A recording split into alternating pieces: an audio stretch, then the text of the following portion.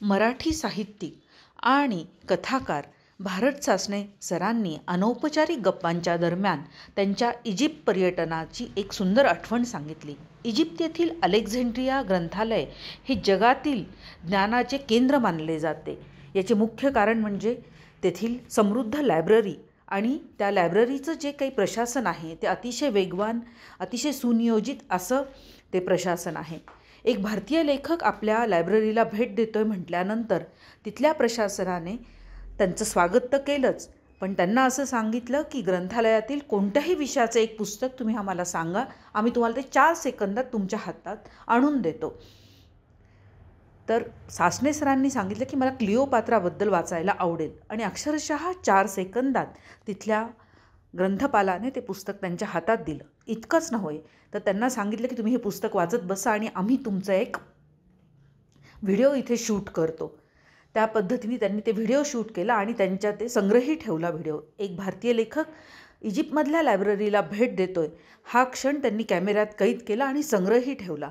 एकूणच जगभरातील ज्ञानसाधना करणारे किंवा ज्ञानाची ओढ असणारे लोक जेव्हा जेव्हा अलेक्झांड्रिया ग्रंथालयात भेट देतात तेव्हा तिथलं प्रशासन किती सहर्ष आणि उत्साहाने त्यांचं स्वागत करतं. हा प्रसंग ऐकून अतिशय मन अंतर्मुख झालं. जिथं इतिहासाला विद्रूप रूपामध्ये आठवण केली जाते अशा आपल्या देशामध्ये हे अशी उदाहरणं आजच्या तारखेला अतिशय महत्त्वाची आहेत असं वाटलं. नमस्कार, तृप्ती डिगीकर ऑफिशियलमध्ये आपल्या सर्वांचं स्वागत आहे. आज माझ्यासोबत आमचे अतिथी आहेत भारत सासणे सर. भारत सासणे हे नाव महाराष्ट्राला सुपरिचित असं नाव आहे. त्यांच्या कथांमुळे ते परिचित आहेत. तसेच एक अधिकारी जो एक उत्तम लेखक आहे आणि एक उत्तम कम्युनिकेटर आहे, उत्तम संवादक आहे. तर अशा भारत सासणे यांच्याशी आज आपल्या अगदी ऐसपैस गप्पा आहेत. आणि भारत सासणे हे नाव महाराष्ट्रामध्ये सगळ्यात जास्त लाईमलाईटमध्ये ते आलं ते म्हणजे 95व्या साहित्य अखिल भारतीय साहित्य संमेलन जे उधीरला झालं त्यावेळेस. कारण गेल्या काही वर्षांमध्ये महाराष्ट्रामध्ये एक भयाचं वातावरण आहे किंवा एक असं वातावरण आहे की बुद्धिजीवी वर्ग कुठंतरी मौन आहे अशा तक्रारी येत आहेत किंवा माध्यमं पण जी आहेत ती खूप सिलेक्टिव्ह झालेली आहेत. ते राज्यकर्त्यांना प्रश्नच विचारले जात नाहीत, ही कोंडी कुठं फुटत नाहीये. अशा सगळ्या वातावरणामध्ये सासणे सरांनी एक प्रश्न विचारला आणि तो पण अशा मंचावर प्रश्न विचारला जिथे राज्यातील सगळे वरिष्ठ नेते ज्या मंचावर होते तिथं त्यांनी असा एक प्रश्न विचारला की जर विदूषकांच्या हातात जर सत्ता गेली तर खूप मोठा धोका असतो. अशा पद्धतीचं एक त्यांचं कोट खूप लोकप्रिय पण झालं, चर्चेत पण आलं. आणि त्या निमित्ताने एक सामान्य माणसाची बुद्धिजीवी वर्गाकडनं जी अपेक्षा होती ती त्याला कुठंतरी उत्तर त्याच्यातनं मिळालं. सासणे सर, ज्यावेळेस तुम्ही असं म्हटलात की खूप जास्त बुटके लोक जर आपण खूप मोठे केले या आशयाचं ते कोट होता आणि हजारो सैनिक जरी आपण सैन्यामध्ये गमावले तरीही तेवढं नुकसान होत नाही जेवढं नुकसान एक विदूषक सत्तेत असताना होतं. तर इथं कुणाचा नामोल्लेख वगैरे असा नव्हता, पण एक कोंडी त्यांनी फोडली होती आणि त्यानिमित्ताने सर्वसामान्य माणसाला जे वाटत होतं की नाही बुद्धिजीवी वर्गच बोलत नाहीये, मग आम्ही बोलून काय करणार आहे, एवढे मोठे मोठे लोक बोलत नाहीयेत, मोठे मोठे पत्रकार बोलत नाहीयेत. आणि तिथून ती चर्चा घडून आली आणि आत्ता परवा झालेल्या साहित्य संमेलनामध्ये पण त्याचे पडसाद आता पण उमटत आहेत आणि ती प्रोसेस एक सुरू झाली होती त्या वेळेसपासून. तर असे भारत सासणे आज आपल्यासोबत आहेत, तर आपण त्यांच्याशी दिलखुलास गप्पा मारून या तृप्ती डिगीकर ऑफिशियलच्या या सदरामध्ये आपलं स्वागत करते. सर, पहिला तर प्रश्न असा आहे की तुम्ही प्रशासकीय अधिकारी राहिला आहात आणि प्रशासनातले लोक खूप शिस्तबद्ध लिहितात. म्हणजे आम्ही सेतू माधवराव पगडींचं पण वाचलेलं आहे की ते डॉक्युमेंटेशन, उत्तम डॉक्युमेंटेशन असतं. म्हणजे आपण असं म्हणतो की ड्राफ्टिंग इज अ क्राफ्टिंग. तर तसे अनुभव अनेक प्रशासकीय अधिकाऱ्यांचे आपल्याला ह्याच्या आधी पण आले. जो खरा इतिहास आम्हाला सेतू माधवराव पगडींच्या ह्याच्यातनं कळाला. तर तीच शिस्त, त्या पद्धतीची शिस्त एक तुमच्या लेखनातही दिसते. पण मला एक व्यक्तिगत असं वाटलेलं आहे की तुमच्या ज्या कथा आहेत त्याच्यामध्ये कॉमन माणूस जो आहे त्याचं दुःख, त्याचं जगणं हे खूप दिसतं. होय. त्याच्या जगण्याची पद्धत, त्याची विचार करण्याची पद्धत, त्याच्या छोटे छोटे अडचणी, त्याचे दुःख, त्याचे सुख, हे सगळं दिसतं. पण प्रशासनाच्या अँगलमधनं, म्हणजे प्रशासकीय जे एक वातावरण असतं ते त्या तुलनेत खूप कमी तुमच्या व्यक्तिचित्रांमध्ये आलेलं आहे किंवा तशा पर्सनॅलिटीज कमी आलेल्या आहेत. काय कारण आहे? आता बघा, सर्वसामान्य माणसाचं दुःख जास्त प्रमाणात दिसतं. ते जर आलं नाही तर लिहायचं कशाला? त्यामुळे ते यावं म्हणूनच लेखन आहे. आणि साहित्याची ती प्रतिज्ञाच असते की सर्वसामान्य माणूस हा केंद्रबिंदू मानून त्याच्या सुखदुःखाबद्दल लिहिणं हे खरं तर अपेक्षित आहे. त्यामुळे एखादा लेखक जर तसं करत असेल, त्याच्या लेखनामध्ये सर्वसामान्य माणूस जर दिसत असेल, तर खरं तर आश्चर्य वाटायला नको. आपल्याला आश्चर्य वाटतं, पण वाटायला नको. कारण मुळातली भूमिका लेखकाची तीच आहे की मी या सामान्य माणसाला न्याय देईन, त्याला शोधेन, त्याला केंद्रबिंदू मानेन, त्याचं जे सुखदुःख आहे संबंध त्याच्यावर विचार करीन, चिंतन करेन आणि मग त्याला मी मांडेन. त्यामुळे माझ्या लेखनामध्ये हा जो सामान्य माणूस येतो, आणि अनेक ठिकाणी मी असं म्हटलेलं आहे यापूर्वी देखील आणि अनेक मुलाखतीमध्ये आणि लेखांमध्ये देखील, की मी लिहितो तेव्हा सामान्य माणसाला मी केंद्रबिंदू मानतो. हे विशेष. आणि त्याच्या भोवती संबंध जी काही एक जीवन व्यवस्था आहे त्या व्यवस्थेचा मी शोध घेतो. त्यामुळे मी माणसाचा शोध तर घेतोच आहे, स्वतःचाही शोध घेतो आहे. अशी एक भूमिका मी अनेक वेळेला मांडलेली आहे. आता तुमचा प्रश्न असा आहे की अशा प्रकारची भूमिका सर्वसामान्य माणसाच्या बद्दल मी मांडत असताना त्यामध्ये प्रशासकीय वातावरणामध्ये असलेल्या माणसांच्या कथा या कमी येतात किंवा का येत नाहीत? तुलनात्मक कमी आहे असे पात्र आलेले तुमच्या काही? आता त्याचं कारण सामान्यतः असं आहे की खरं तर प्रशासन ही जीवनाकडे बघण्याची सगळ्यात जवळची खिडकी आहे. तेव्हा या खिडकीतून माणूस जसा दिसतो तसा अन्य खिडक्यातून दिसत नाही. कारण यामध्ये खूप जवळून माणसाला बघण्याची सोय आहे. तुम्हाला दुष्काळ दिसतो, तुम्हाला स्थलांतर दिसतं, तुम्हाला सर्वसामान्य माणसाचं तडफडणं दिसतं, त्यानंतर तुम्हाला अन्य प्रकारची सगळे आपदा दिसतात, पूर दिसतात, भूकंप दिसतात. हे तर झालं. पण सर्वसामान्य माणूस एक जेव्हा अर्ज घेऊन येतो तुमच्या समोर त्यावेळेला त्याला काहीतरी सांगायचं आहे. आणि जितकी ती अल्पाक्षरी नोट असते तितकी ती अल्पाक्षरी कविता असते किंवा एखादी लघुकथा असते. आणि त्या अर्जांची जेव्हा फाईल बनते त्यावेळेला ती कादंबरी झालेली असते जवळपास. आणि त्यातून सगळा त्याचा प्रवास जगण्याचा उमटलेला असतो, जो तुम्हाला निदान पाहता आला पाहिजे, समजून घेता आला पाहिजे. त्यामुळे मी माझ्या लेखनाकडे बघत असताना, जसं आपण सुरुवातीला असं म्हणालात की सेतू महादेवांची आठवण तुम्ही बरं केलं, कारण त्यानिमित्ताने मला काही आठवणी झाल्या, काही आठवणी आल्या माझ्या मनामध्ये. पण प्रशासनामध्ये जी शिस्त असते ती शिस्त आपल्याला लेखनात आणता येते. आणि लेखनामधला जो विवेक आहे तो आपल्याला प्रशासनात आणता येतो. त्यामुळे सर्वसामान्य माणसाला न्याय देण्याची भूमिका या विवेकातून निर्माण होते आणि त्याची कथा मांडण्याची जी भूमिका आहे ती या शिस्तीतून निर्माण होते. त्यामुळे या दोन्ही गोष्टी परस्परांना पूरक आहेत असं मी मानत आलो. परंतु आपल्याकडे एक काही क्षीण अशी परंपरा सोडली तर सहसा प्रशासनातून येऊन मौलिक काम करणारी लेखक मंडळी कमीच आहेत. आता मराठीमध्ये जर आपण शोधायला गेलो, तुम्ही आता यांचं नाव तर सांगितलंच आहे, त्यांची स्वाक्षरी मला मिळवायची होती. मग कुठे आहे ती मला बघायची होती. कारण मला हे माहिती होतं की ते औरंगाबादचे पहिले कलेक्टर आहेत. त्यामुळे मी जेव्हा मी औरंगाबादला माझी पोस्टिंग झाली त्यावेळेला मी जुने रेकॉर्ड शोधायला सांगितलं आणि फॉर्च्युनेटली मला ती त्यांची स्वाक्षरी बघायला मिळाली, जी त्यांच्या फाईलवर होती ती. तर तो एक रोमहर्षक असा क्षण होता. माझं असं लक्षात आलं की जे काही इथे बघण्यात येतं आहे ते साहित्यामध्ये मांडणाऱ्या व्यक्तींची तशी कमतरता नाही.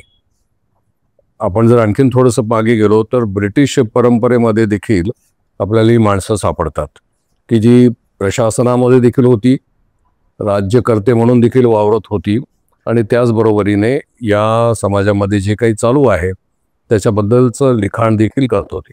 अर्थात त्यांच्यामध्ये एक तुच्छता भाव होता, राज्यकर्त्यांचा एक अहंकार होता, इथल्या आपल्या सगळ्या नेटिव्ह मंडळींकडे बघण्याची त्याचा एक दृष्टिकोन होता.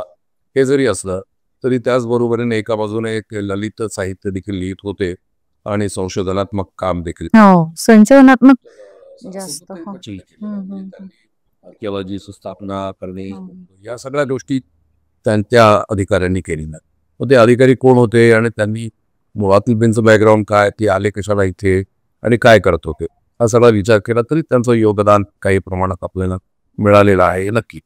पण मग तो वारसा पुढे आपल्याला पुढे जाता येतो, पुढे पाहता येतो. मराठी साहित्याचा, आधुनिक साहित्याचा जर विचार केला तर मला वाटतं फक्त एक कवी जे थोडंफार त्यांना ICS व्हायचं होतं, ते झाले नाहीत, एवढाच एक स्पर्श त्यांचा या सगळ्या स्पर्धात्मक परीक्षांना झालेला आहे. त्याच्यानंतर आपल्याकडे सहसा कोणी लेखक वगैरे असे या प्रशासनातून आलेले होते असे दिसले नाहीत. परंतु अन्य भाषांमध्ये, हिंदी असेल, बंगाली असेल, या भाषांमध्ये IAS अधिकारी आहेत जे लिहित आहेत, चांगलं लिहित आहेत आणि आज तरी ते चांगले लिहित आहेत आणि त्यामुळे त्यांची पुस्तकं प्रकाशित झालेली आहेत. त्यांची सगळं नावं पटकन आता मला आठवणार नाहीत, परंतु कदाचित थोड्या वेळाने आठवतील. पण त्यांची पुस्तकं आहे ते मला माहिती आहे, त्यांचं योगदान निश्चित केलं जातं. काही कवी आहेत, काहींचे कादंबऱ्या आहेत आणि ते इंग्रजीमध्ये लिहितात किंवा त्यांच्या दुसऱ्या भाषांमध्ये लिहितात, पण हे देखील प्रशासनामध्ये काम करणारी मंडळी आहेत. आता प्रश्न असा आहे की प्रशासनामध्ये जो अनुभव येतो तो प्रत्यक्षामध्ये आपल्या साहित्यामध्ये आपल्याला तो आणावा लागतो का? तर खरं तर तो हेतूत आणण्याची आवश्यकता नसते, माझ्यासारख्याला तरी ती आवश्यकता नाही. कारण तो जो काही अनुभव आहे तो आपोआपच झिरपत आलेला असतो. त्यामुळे तुम्ही म्हणता तसं अनेक कथांमध्ये काही ना काही स्वरूपाचे अनुभव आलेले आहेत आणि काही पात्र त्या अनुषंगाने येत आहेत, हे खरं आहे. परंतु जर मी असं चित्र उभं केलं तर मला कदाचित स्वानुभवावर आधारित अशा प्रकारचं लिखाण करावं लागेल किंवा आत्मकथाच लिहावी लागेल. तर असं अद्याप तरी मी अजून करायचं ठरवलेलं नाही आहे. त्याची कारणं अनेक असतील की एकतर काय सोशिओ पॉलिटिकल त्याच्यामध्ये काही मुद्दे असतात, काही राजकारणी व्यक्तींचे नावं येतील, त्यांचे निर्णय येतील, त्यामुळे कुठेतरी एक वादग्रस्त अशा प्रकारचा दस्तऐवज आपण तयार करावा असं काही अद्याप तरी माझ्या मनामध्ये नाही. परंतु त्यातली जी काही एक जीवनविषयक गंभीर असे प्रश्न आहेत, जी मूल्यात्मक आहेत, ते साहित्यामध्ये कुठे जर येत असतील तर ते जरूर आणावेत. अशा अर्थानं मी माझ्या अनेक कथा आहेत की ज्या या अनुभवाला घडून आलेल्या आहेत. उदाहरणार्थ मुर्गा नावाची कथा आहे की ज्याच्यामध्ये राज्यपाल आलेले आहेत आणि राज्यपालांच्या दौऱ्यासाठी म्हणून एक ड्रायव्हर आलेला आहे मुंबईवरून. तो लॉंग ड्राईव्ह करत आलेला आहे, त्याला विश्रांती मिळालेली नाही आहे आणि त्याला सांगतात की चल आता ही मोठी कार पाहिजे, इम्पाला पाहिजे, त्याच्यावर राजमुद्रा लावायची आहे, त्यात राज्यपाल बसणार आहेत आणि तू ती घेऊन चल. आणि मग त्याला तो हार्ट अटॅक आलेला आहे आणि तो वारलेला आहे. त्याच्या मृत्यूनंतर राज्यपाल फक्त एकदा भेट देतात, आमच्या कुटुंबातलाच एक माणूस गेला आहे असं म्हणून जातात. बाकीची मंडळी भराभर तिकडे तिकडे निघून जाते आणि मग ही झिरपत जबाबदारी शेवटच्या माणसापर्यंत, तहसीलदारपर्यंत कशी येते आणि तो या संबंध व्यवस्थेकडे कसं बघतो आणि या प्रश्नांना तो कसा हाताळतो, ही कथा आहे.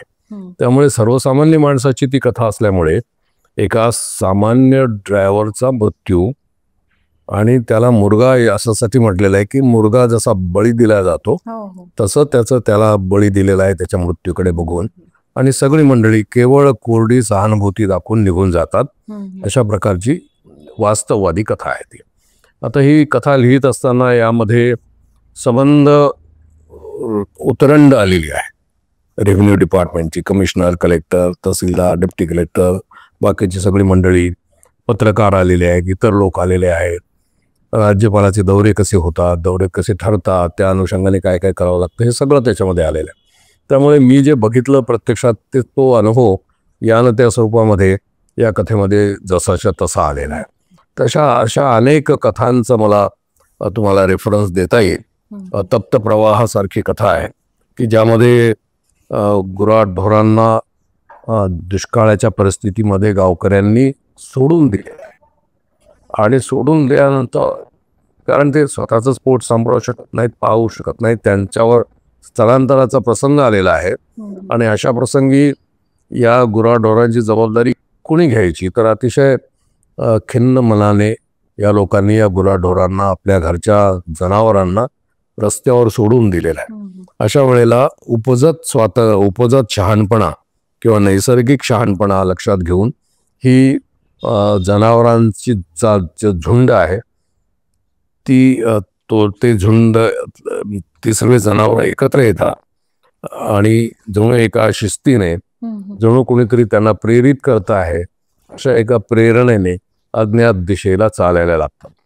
तर आता हे दृश्य मी पाहिलेलं असल्यामुळे कुठे कोणतं शहाणपण त्या सरोवरामध्ये आलेलं आहे की आपल्याला आता इथे स्थान नाही आहे आणि आपल्याला जायचं आहे. तर हा जो काही दुष्काळातला एक प्रसंग मी लिहिला, त्याच्यावर एक छोटी कथा मी लिहिली होती. अशा अनेक अनुभव जे प्रशासनात मी पाहिले ते आलेले आहेत. फक्त एकच झालंय की ते उतरत असताना त्यामध्ये कलात्मकता आलेली आहे.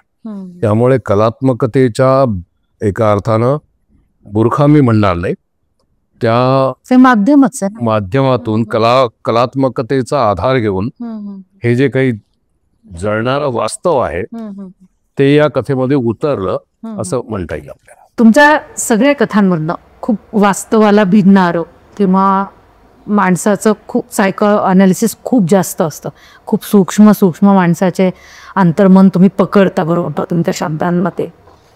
कधी असं मोह नाही झाला का? शब्द सामर्थ्य असणाऱ्यांना होतो असा मोह की खूप स्वप्नाळू काहीतरी लिहावं, आणि नसेल झालं तर का नाही वाटलं तसं? कधी मोह का नाही झाला? नाही, स्वप्नाळू म्हणजे तुम्हाला काय अभिप्राय आहे मला माहिती नाही. स्वप्नरंजन म्हणजे असं अनेकदा की जे वास्तवात कधीच घडू शकत नाही त्या गोष्टी खूप विकव असतात, अनेकदा खूप जास्त लोकप्रिय असतात. म्हणजे नाही, तुम्हाला एक गंमत सांगतो की प्रत्येक माणूस हा अर्ध्या स्वप्नामध्ये आणि अर्ध्या वास्तवामध्ये जगत असतो. असं म्हणतात की तो जर 100% वास्तवामध्ये जगायला लागला तर त्याला जगताच येणार नाही, एक तर त्याने मरावंच. म्हणजे त्याचं जगणं सुसह्य व्हावं म्हणून त्याला स्वप्नांची मदत देण्यात आलेली आहे निसर्गात. त्यामुळे माणूस हा स्वप्नावर असतोच. स्वप्न पाहतो. स्वप्न पाहण्याचा अर्थ रात्रीचं स्वप्न अशाच अर्थाने आपण तो घ्यायचं नाही. त्याच्या ज्या काही आकांक्षा असतात त्याच्याकडे सुद्धा आपण स्वप्न म्हणून बघू शकतो. तेव्हा तो स्वप्न पाहतो की मी असं करेन, इकडे करेन, असं इकडे जाईन, या गोष्टी करेन. या सगळ्या त्याला वाटणाऱ्या आकांक्षा आहेत.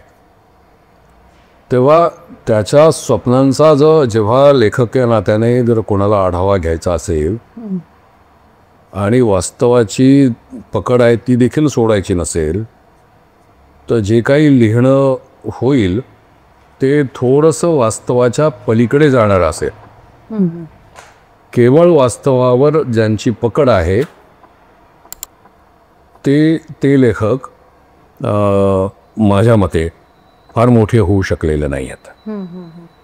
त्यांना कुठे ना कुठेतरी वास्तवाच्या पलीकडे असलेली जी अतर्क्यता आहे जीवनातली ती पकडण्याची संधी प्राप्त जर होत असेल तर ती त्यांनी प्राप्त केलेली आहे.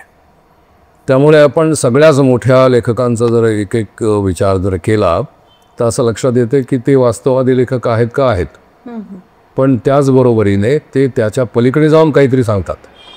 चित्रेम खानोलकर कवी आहेत, इकडे कथाकार आहेत, कादंबरीकार आहेत, आणि त्यातून जे काही एक अतर्क्यतेची कुठली तरी एक किनार त्यांनी पकडलेली आहे, G.A. कुलकर्णी किंवा ग्रेस वगैरे, ही जी परंपरा आहे जी माझ्यापर्यंत येते असं म्हणतात, त्या सगळ्या परंपरेमध्ये वास्तववाद तर सोडलेला नाही आहे, पण वास्तवाच्या पलीकडे कुठेतरी आणखीन एक, ज्याला आपण सर रियालिटी नावाचा एक शब्द आहे जो चित्रकलेतून आलेला आहे. रियालिटी तर आहे पण सर रियालिटी म्हणजे जे अदरवाईज असणार नाही, असावं असं वाटतं ते दाखवण्याचा प्रयत्न म्हणजे सर रियालिटी. तर सर रियालिटीचा वापर करून चित्रकार चित्र काढतो, काही कवी कविता लिहितात आणि काही कादंबऱ्या लिहितात. तेव्हा अशांचा जर आपण आढावा घेतला तर तिथे कुठेतरी हा स्वप्न आणि वास्तवाचा खेळ लक्षात येतो आपल्या. दुसरं असं की वास्तव ज्याला आपण म्हणतो ते वास्तव, तुमचं जे वास्तव आहे ते माझ्या दृष्टीने स्वप्न असू शकतं आणि माझं स्वप्न हे तुम्हाला वास्तव असू शकतं. तिसरी गोष्ट अशी की वास्तव हे सापेक्ष आहे की नाही ठरवणं अत्यंत अवघड आहे. त्यामुळे एकच एक वास्तव कधीच नसतं. बरोबर. त्यामुळे मग वास्तवाचे वेगवेगळे रंग आहेत का, तर ते देखील आहेत, आणि त्या रंगांचा विचार करण्यासाठी अनेकांनी लिखाण केलेलं आहे. घटना एकच, 3 साक्षीदारांनी ती घटना पाहिलेली आहे आणि प्रत्येकाची जी काही जबानी आहे, जबाब जो दिलेला आहे तो वेगवेगळा आहे. अशा वेळेला या घटनेकडे कोणत्या दृष्टीने या साक्षीदाराने पाहिलं, या दुसऱ्या साक्षीदाराने कोणत्या दृष्टीने बघितलं, याचा जर विचार केला तर वास्तव एक आहे असं म्हणता येत नाही. तर यावर जपानमध्ये नाटक पण झाले आपल्याला माहिती आहे.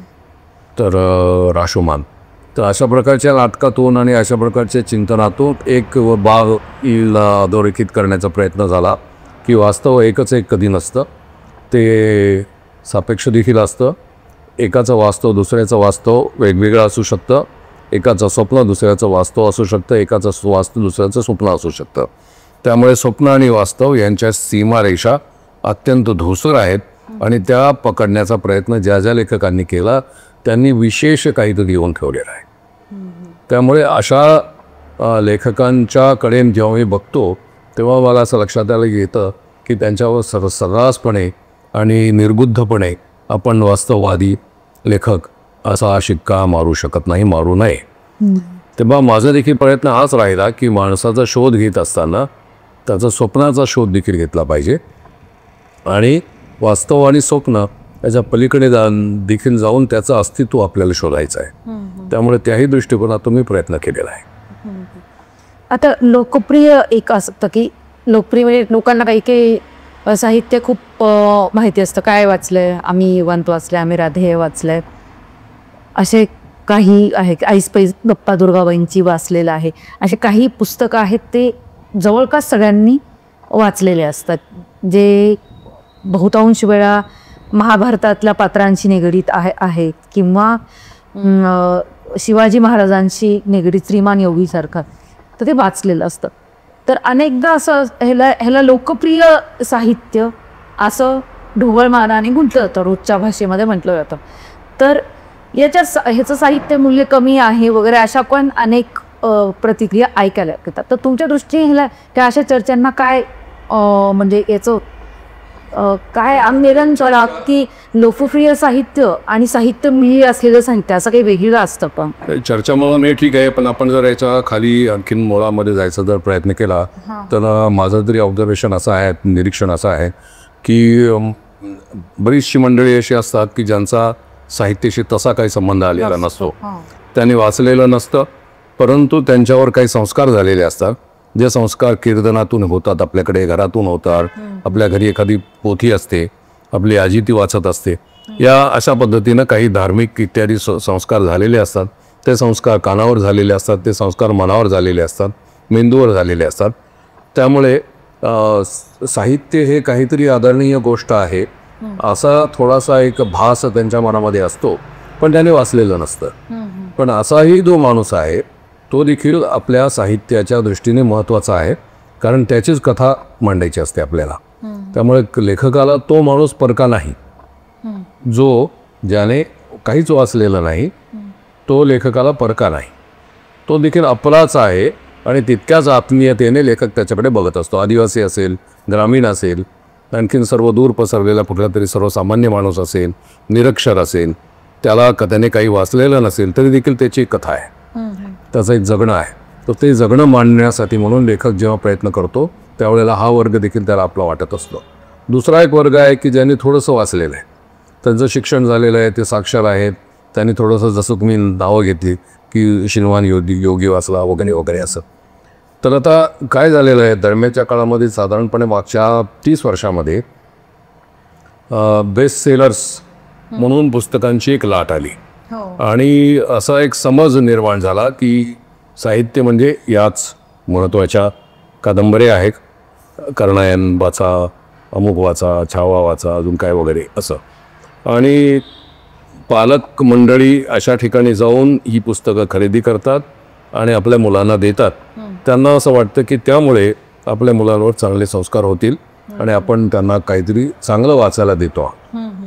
हेतू चांगला आहे, कृती देखील वाईट नाही. परंतु तुमचा जो प्रश्न आहे की पॉप्युलर रायटिंग आणि ज्याच्यामध्ये काही मूल्य व्यवस्था आहे अशा रायटिंगमध्ये फरक काय आहे, काय केला पाहिजे, तर एक म्हणजे नक्की आहे की ज्याला आपण लोकानुनय म्हणतो असा अनुनय केलेलं जे लिखाण आहे, जे मनोरंजनासाठी लिहिलं आहे प्रामुख्याने, आणि मनोरंजन आणि बुद्धिरंजन याच्यासाठी लिहिलेलं आहे, असं जे लिखाण आहे ते सामान्यतः पॉप्युलर मानलं जातं. कारण त्यामुळे कुठली तरी तुमची एक भावना सुखावते, एक धार्मिक भावना सुखावते, किंवा तुमच्या मनामध्ये असलेलं कुठलं तरी पॉलिटिकल अँगल तुमचा अतृप्त होतो. आणि त्यामुळे शिवकालावर लिहिलेल्या सगळ्या कादंबऱ्या अत्यंत लोकप्रिय आहेत. कारण तो काळ आपल्या मनावर अधिराज्य गाजवणारा असा काळ आहे. किंवा पुराणामधल्या काही कालखंडावर लिहिलेल्या कादंबऱ्या आपल्याला अत्यंत आवडतात सर्वसामान्य माणसाला आणि त्या पॉप्युलर होत असतात. मग आता अशा कादंबऱ्या ज्या आहेत की ज्या पॉप्युलर नाही आहेत, सहसा कोणी वाचत नाही, त्यांचं मूल्य काय, तर ते मूल्य तर अर्थातच महत्त्वाचं आहे, कारण त्यामध्ये देखील जीवनव्यवस्था तपासण्याचा प्रयत्न आहे आणि माणसाच्या अस्तित्वाच्या मुळापर्यंत जाण्याचा प्रयत्न केलेला असतो. इकडे देखील तसाच प्रयत्न आहे, परंतु हा जो प्रयत्न झालेला असतो तो सर्वसामान्य माणसाला आपल्याकडे खेचेल अशा पद्धतीनं केलेला आहे. तो प्रत्येक वेळेला प्रचारकी असतो असं मला म्हणायचं नाही, प्रत्येक वेळेला तो प्रदर्शनी असतो असंही मला म्हणायचं नाही, प्रत्येक वेळेला तो रंगरंगोटी केलेला आकर्षक स्वरूपात तुमच्यासमोर आलेला असतो असं देखील मला म्हणायचं नाही. त्यामध्ये लेखन मूल्य असतं, त्यामध्ये साहित्य मूल्य असतं, त्यामध्ये देखील व्यक्तींचे संबंध आहेत, पात्रांचे संबंध आहेत, पण त्यामध्ये सूक्ष्मता असतेच असं नाही, त्यामध्ये लालित्य असतंच असं नाही, त्यामध्ये कलात्मकता असतेच असं नाही, आणि चिंतन असतंच असं नाही. तुम्हाला एक पात्र निवडलेलं आहे, तुम्ही त्या पात्राला तुम्हाला मोठं करायचं आहे त्याच्यापेक्षा मोठं करायचं आहे, आणि ते करण्यासाठी म्हणून तुम्हाला ती संबंध कथा रचायची आहे. म्हणजे तुमचा हेतू स्पष्ट झाला, आणि तो हेतू तुम्ही स्पष्ट करत असताना जी मंडळी सुखावत जातील ती तुमच्याकडे आकर्षित होत राहतील आणि तुमची पुस्तकं वाचत राहतील, हे ओघाने आलंच. तर हा झाला पॉप्युलर ग्रंथांचा आणि पुस्तकांचा एक भाग. आणि अशी पुस्तकं आहेत की जी पॉप्युलर बिलकुल नाही आहे, ज्यांच्याकडे कोणी जातच नाही, वाचतच नाही, पाहतच नाही, परंतु तरी देखील थोडकी अशी जी काही मंडळी आहेत की जी डोळसपणे वाचतात आणि सांगतात की हा मोठा लेखक आहे. आता गंमत अशी आहे की ग्रेस आम्हाला कळत नाही, असं म्हणण्याची एक लाटमध्ये मध्यंतरी आली होती. आणि त्याच्यामध्ये थोडंसं छद्म होतं, थोडासा उपहास होता की ग्रेस म्हणजे काय, मला काही कळत नाही, ऐकायला छान वाटतं पण कळत नाही बाबा. पण तरी देखील तो अत्यंत लोकप्रिय कवी आहे. कारण जर आपण तपासायला गेलो तर असं लक्षात येतं की हा कवी लोकप्रिय आहे आणि लोकांना माहिती आहे तो, आणि लोक ते ऐकतात सुद्धा. म्हणजे गाण्यांच्या स्वरूपात किंवा कवितांच्या स्वरूपामध्ये ऐकत असतील, पण प्रत्यक्ष संग्रह हातामध्ये घेऊन वाचणारे नसतील, पण तरी देखील तो कवी लोकप्रिय आहे. हा जो काही एक प्रकार आहे, सरमिसळ जी सर्वसामान्य माणसाची सायकी आपण तपासायला लागलो तर ती या स्वरूपामध्ये पुढे यायला लागते. त्यामुळे मूल्यात्मक लेखन जे आहे ते देखील एका अर्थानं पॉप्युलर असतं, पण त्याची वाचणाऱ्यांची संख्या कमी असते. आणि जे अनुनय करणारी मंडळी आहे त्यांची संख्या मोठी असते वाचनाची, वाचणाऱ्यांची, आणि डोळस वाचन मात्र तिथे कमी असतं. हा त्यातला त्या फरक आहे, पण दोघांचं मूल्य आहेच. आता एखाद्याला खूप इच्छा आहे की मला साहित्य वाचायचं आहे, पण त्याला म्हणजे तो वाचतो, पण जे त्याला त्याच्या असं तो जो मीडियाने आज आपण घेतलेला आहोत कोणतं पण, तुम्ही सोशल मीडियावर एखाद्या पुस्तकाचं एखाद्याने रिकमेंड केलं, अरे हे पुस्तक फार सुंदर आहे बरं का. आता नुकतंच युव्हल नोआ हरारीचं नेक्सस आलं, इतकं फास्ट ट्रान्सलेट पण आहे आणि जवळपास 4 पिढ्यांच्या लोकांनी ते वाचलं. म्हणजे मी माझा जो फर्स्ट म्हणजे हँड जो रिपोर्ट आहे, मी ज्या लोकांशी बोलले तर ते 4 पिढींच्या लोकांनी ते घेतलं, वाचलं. त्यात त्यांना काही जणांना कळालं, काही जणांना नाही कळालं. मग आधीच्या जनरेशनला जे कळलं नाही त्यांनी ते पुढच्या पिढीला विचारलं, हे काय आहे, त्याच्यातलं टेक्निकल ते काय आहे वगैरे. अनेकदा असं असतं की खूप कलात्मक, पण मला असं आता एखादा माझ्या आयुष्यात एखादा प्रसंग आहे आणि मला काहीतरी कलात्मक, माझी अभिव्यक्ती कलात्मक करायची त्या प्रसंगाला, आणि मला माझी भाषा समृद्ध करायची अशी इच्छा असते बऱ्याच लोकांची, पण त्यांना ते मार्ग सापडत नाही. कसं दाखल व्हायचं ह्या साहित्य क्षेत्रामध्ये, कुठून मी हे ट्रेनिंग मिळवू, मी सुरुवात कुठून करू, हेच बेसिक प्रश्न असतात. म्हणजे कुठून, समजा एखाद्या माणसाला, एखादा माणूस आला आणि तरी म्हटलं की मला ना आता साहित्य वाचायला सुरुवात करायची आहे. समजा आपण आता तुझं मी इमॅजिन जाते की सासने सर मला ना साहित्य वाचायला सुरुवात करायची, सर मार्गदर्शन करा बरं, कुठून करू, तर काय सांगाल तुम्ही या? खरं तर हा चांगला प्रश्न आहे आणि याच्यावर आपल्याला खूप काही बोलता येईल, पण याचा ऐकून वाचन संस्कृतीशी संबंध जोडता येतो आपल्याला. आता तुम्हाला जर वाचायचं असेल आणि तुम्ही जेव्हा लहान असाल त्यावेळेला तुमच्या समोर जी काही बालकुमारांच्यासाठी मुलींची जी पुस्तकं असतात त्यापैकी कोणती पुस्तकं तुमच्या समोर ठेवली गेली, कोणत्या पुस्तकांच्या सहवासात तुम्ही आलात, यावर तुमच्या पुढच्या वाचनाचा प्रवास सगळा अवलंबून असतो. तिथे जर तुम्हाला अद्भुत रस पाहायला मिळाला नाही, ऐकायला मिळाला नाही, सेवन करायला मिळाला नाही, तर पुढे चालून तुम्ही शुष्क अशा व्यक्तिमत्वाचे व्हाल.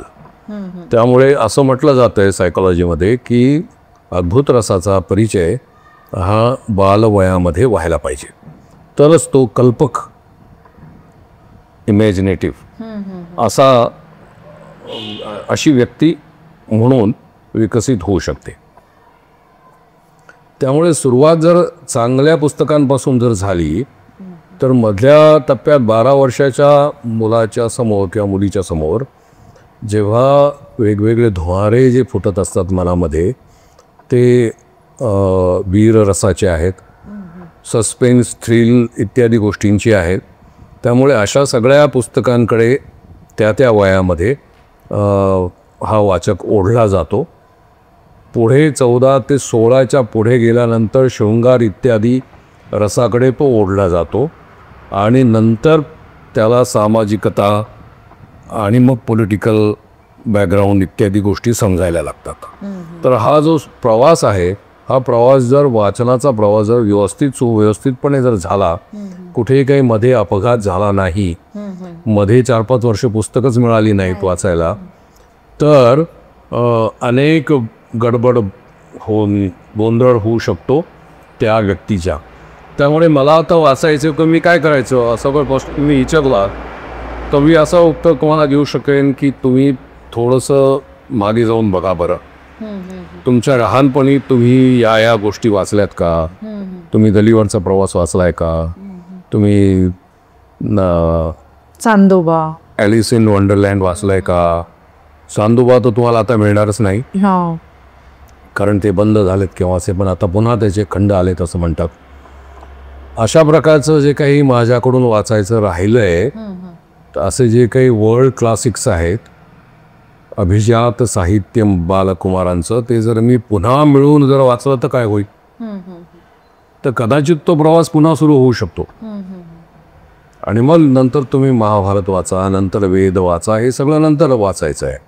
पण पुन्हा तुम्हाला जर करायचं असेल तर याही गोष्टी मी असं करत असतो. म्हणजे सुरुवात नीतिकथांपासून होणं हे कुठंतरी, कारण आपल्याकडे जनरली होतं आई आजीची वगैरे ज्या कथा असतात तर ती सुरुवात. ती कथा असं मी शब्द नाही वापरणार. त्याचं कारण असं आहे की त्यामध्ये तुमचा हेतू आला, तुम्हाला नीती शिकवायची आहे मुलांना, आणि म्हणून तुम्ही नीतिकथा निर्माण केल्या आणि तात्पर्य घातलं की मुलांनो असं केल्यामुळे असं होतं, त्यामुळे हे असं असं आहे. आणि मग तात्पर्य शेवटी लिहिण्याची पद्धत होती पहा, आणि ती स्टोरी ती होती. पण त्यासाठी नीतिकथांकडे नको जायला. तुम्हाला मनोरंजन बुद्धिरंजन याची जी भूक राहून गेली असेल तर ती पुन्हा खजिन्याचा शोध इत्यादी इत्यादी ही पुस्तकं मुद्दाम मिळवून वाचली पाहिजेत. हे मधले टप्पे जर काही राहिले असतील तर त्याचा जरूर विचार केला पाहिजे. आणि ज्याला आपण म्हणतो सार्वत्रिक वाचन, की असं वाचन की जे मला आनंद देईल, जे मला सोबत देईल. असं म्हटलं जातं की एकाकी माणसाला वाचन हे फार उपयोगी ठरणारी गोष्ट आहे, कारण तो जर एकटा असला तर त्याला नैराश्य येतं. त्यामुळे आणि माणसातून तो म्हणजे जीवनातून उठू शकतो. त्यामुळे मग अशी जी पात्र आहेत की जी पात्र त्याला हात देतील, उचलतील, त्याला उठवतील, अशा पात्रांना हाक मारून बोलवलं पाहिजे. आणि अशी पात्र जर आपल्या आयुष्यामध्ये त्या वेळेला आली तर तुम्ही निराशेतून दूर जाऊ शकता. असं आता वि. स. खांडेकरांनी जसं म्हटलं की मला एकांतवासात जायचं झालं तर मी महाभारत घेऊन जाईल, कारण मग महाभारतात सगळं काही आलेलं आहे, सगळं जीवन, सगळं काही, सगळं जग आलेलं आहे त्याच्यामध्ये, आणि त्याच्यात काही नाही. किंवा अरेबियन नाईट्स जर कोणी वाचलं नसेल तर त्यांनी ते जरूर वाचलं पाहिजे, किंवा कथा सरित सागर वाचलं पाहिजे, आपल्याकडे आहे ते. कारण त्याच्यामध्ये सगळं जीवन आलेलं आहे, सायकोलॉजी आली आहे, त्याच्यामध्ये सोशिओलॉजी आलेली आहे, माणसं आली, रिलेशन्स आलेले आहेत, सगळ्याच कल्पकथा आलेली आहे, अद्भुत रस आलेला आहे, शृंगार रस आलेला आहे, सगळं काही त्याच्यामध्ये आलेलं आहे. त्यामुळे माणूस शोधायचा असेल तर तुम्हाला आपल्याजवळचं ही जी काही ठेव आहे, आपली संस्कृती जी आहे, त्याच्यातून जे आपण वाचवून ठेवलं आत्तापर्यंत त्याचा शोध घेतला पाहिजे असं मी म्हणू शकेन. तेव्हा थोडंसं ज्या एखाद्याला वाचायचं असेल तर त्याने या डोळसपणे परत एकदा वाचन प्रवास सुरू करावा असं मला वाटतं. आता आपलं जर आता एज्युकेशन सिस्टीम जर पाहिली आजची, एकूण शाळेत कशासाठी टाकायचं, कॉलेजमध्ये कशासाठी टाकायचं, कोणतेही शिक्षणाचा कोणता प्रवाह निवडायचा, हे सगळं त्याचा काय उपयोग हा पहिला प्रश्न असतो. म्हणजे मग त्याच्यामुळे होतं काय की आता समजा मुलं जात आहेत नर्सरीमध्ये जात आहेत, KG नर्सरी, म्हणजे जी पहिल्या वर्गात जाण्याच्या आधीचे जे 4 वर्ष आहेत तर ते जात आहेत, तर तो जो काही संवाद आहे शिक्षकांचा आणि मुलांचा, तर तो पूर्वीसारखा राहिलेला तो बदल. परत त्याच्यामध्ये गॅजेट्स पण भरपूर आलेले आहेत. जसं की आता नाही म्हणजे मी मोठी होताना मी अकबर बिरबलाच्या कथांचे पुस्तकं उन्हाळ्याच्या सुट्ट्यांमध्ये यायचे घरामध्ये. तर सोव्हिएत रशियाहून एक निशा नावाचं एक मासिक असायचं ते यायचं. मग ते आम्हाला नाही कळायचं तर आम्ही आमच्या मोठ्या माणसांकडे, घरातल्या मोठ्या मंडळींकडे जायचो, मग ह्याचा काय अर्थ आहे, किंवा मावशीकडे असायची मावशीकडे जायचो, ह्याचा काय अर्थ आहे ते, किंवा चंपक सारखे असायचे, किंवा पंचतंत्राच्या कथा असायच्या, असं काय काय असायचं घरामध्ये. ती छोटी छोटी पुस्तकं यायची. शिवाय वेगवेगळ्या वैज्ञानिकांचे असे आम्हाला कळतील अशा शब्दामध्ये छोटी छोटी पुस्तकं यायची, 10 रुपयाला त्यावेळेस ती मिळायची. तर त्याच्यामध्ये काय व्हायचं की आमचा आणि आमच्या घरातल्या मोठ्या व्यक्तींचा त्यावेळेस संवाद व्हायचा. आता तसं राहिलं नाही. आता कसं झालं की मी जिंगल टूल्सच्या माझ्या मुलाला CDs आणून दिल्या, मग तो जिंगल टूल्सच्या CDमधनं चांदोबा चांदोबा असं हे. तर हा जो संवाद हरवणं आहे, ह्याच्यामुळे काही परिणाम होतो का वाचन संस्कृतीवर? कारण मी माझ्या मुलाला जसं मोठं केलं आणि मी जशी मोठी झाली. नाही होतो, झालेलाच आहे, परंतु हा काळाचा परिणाम आहे. आणि कसं स्वीकारायचं आणि प्रचंड प्रमाणामध्ये काळ बदलतो आहे. जे जे काही पूर्वी नव्हतं ते मोठ्या वेगाने आपल्यासमोर येऊन पोहोचलं. जागतिकीकरण केव्हा आपल्या दारात येऊन पोहोचलं आपल्याला कळलं नाही. असं आपण म्हणत गेलो की एखाद्या बुलडोझरप्रमाणे धडधडत हे जागतिकीकरण येईल, पण ते आलं ते आपल्याला कळलंच नाही. आणि त्या बुलडोझर खाली आपली सगळी स्वप्न ही कधी चिरडली गेली हे आपल्याला कळलं नाही. मग आता जागतिकीकरणाचा आणि आपल्या जगण्याचा संबंध काय असं म्हणेपर्यंत आपल्या शेजारी मॉल आले, आपल्या शेजारी आपली जीवन पद्धती बदलली, पैसा आला आणि गेला. आणि त्याचबरोबरीने तुम्ही म्हणता तसं शिक्षणाच्या ज्या संकल्पना आहेत त्या संकल्पना देखील बदलायला त्या बदलायला लागल्यामुळे जे काही रिलेशनचा जो भाग आहे, जो संवादाचा भाग आहे तुम्ही म्हणता तसा, तो संवादाचा भाग कमी झाला आणि एक मोठा अभाव निर्माण झालेला आहे. त्याचं कारण प्रामुख्याने सामाजिक आहे आणि आर्थिक आहे. कारण नवरा बायको दोघेही जर नोकरीवर जाणार असतील आणि कामावर जाणार असतील आणि मुलाला जर वाढवायचं असेल तर त्याला कसं वाढवायचा हा प्रश्न आहे. आणि तो जेव्हा झोपलेला असतो त्यावेळेला हे जर लोक घरी येत असतील तर मग त्याच्यावर काय संस्कार करायचे आणि त्याच्याशी केव्हा बोलायचं हा देखील एक प्रश्न आहे. तेव्हा असे प्रश्न महानगरामधल्या अनेकांना पडलेले आहेत. जेव्हा मी लखनौला गेलो होतो तिथे देखील अशीच एक चर्चा मला भाग घ्यावा लागला. तिथे देखील हे सांगण्यात आलं की नवरा बायको म्हणजे आई आणि वडील मुलांशी बोलूच शकत नाही आहेत. मग काय करायचं, त्याला ते काहीतरी मोबाईल दिलेला असतो, त्यात तो गेम वगैरे पाहत बसतो, असं प्रकार आहे. त्यामुळे संवादाच्या अभावी नवी पिढी दूर जाते आणि यात शंकाच नाही. आणि त्याचा निश्चित असा परिणाम वाचन संस्कृतीवर होणार आहे. त्यामुळे ती एका अर्थाने चिंतास्पद आणि थोडी भयावह अशी अवस्था आहे. अजून एक की तुम्ही स्वतः बालसाहित्याकडे म्हणजे अगदी आवर्जून तुम्ही त्याच्यामध्ये तुमचं योगदान दिलेलं आहे. तर असं होत असताना असं कधी वाटलं का की आपण जे साहित्य निर्माण केले ते दृकश्राव्य माध्यमातूनही आता ज्या प्रमाण देते त्याच्यापेक्षा शतपट्टींनी अधिक प्रमाणात आणि अधिक वारंवारतेने आलं पाहिजे आणि त्याच्याने काही फरक पडेल? त्याच्याने फरक तर नक्कीच पडेल, कारण त्यामुळे पटकन आकलन शक्ती फार वेगाने वाढू शकते मुलांची. परंतु त्यासाठी म्हणून योग्य त्या संधी समोर देखील आल्या पाहिजेत. आणि तो काळ आणखीन मागचा आहे. जेव्हा मी बालसाहित्य लिहायला सुरुवात केली टप्प्याटप्प्याने हळूहळू मी आता 6-7 माझी पुस्तकं जरी झाली असली आणि जरी मला अकादमीने बालसाहित्यकार म्हणून घोषित केलेलं असलं तरी फार काही बालसाहित्य मी लिहिलेलं आहे अशातला प्रकार नाही आहे. पण कादंबऱ्या मी जरूर लिहिल्या, कथा लिहिल्या, नाटिका लिहिल्यात, नाटकं लिहिलीत. हे सगळं मी त्या 6-7 पुस्तकात आणि अन्यत्र केलेलं आहे काम. पण मग हे करत असताना मला असं नक्कीच लक्षात आलं की मुलांच्यासाठी काहीतरी जाणीवपूर्वक केलं पाहिजे. आता हे जाणीवपूर्वक काहीतरी करणं याचा अर्थ असा की मोठी रिस्क घेणं. कारण तुम्हाला एक धोका पत्करावा लागतो. इकडे तुम्ही इस्टॅब्लिश झालेला आहात पण तिकडे तुम्ही इस्टॅब्लिश व्हालच असं नाही.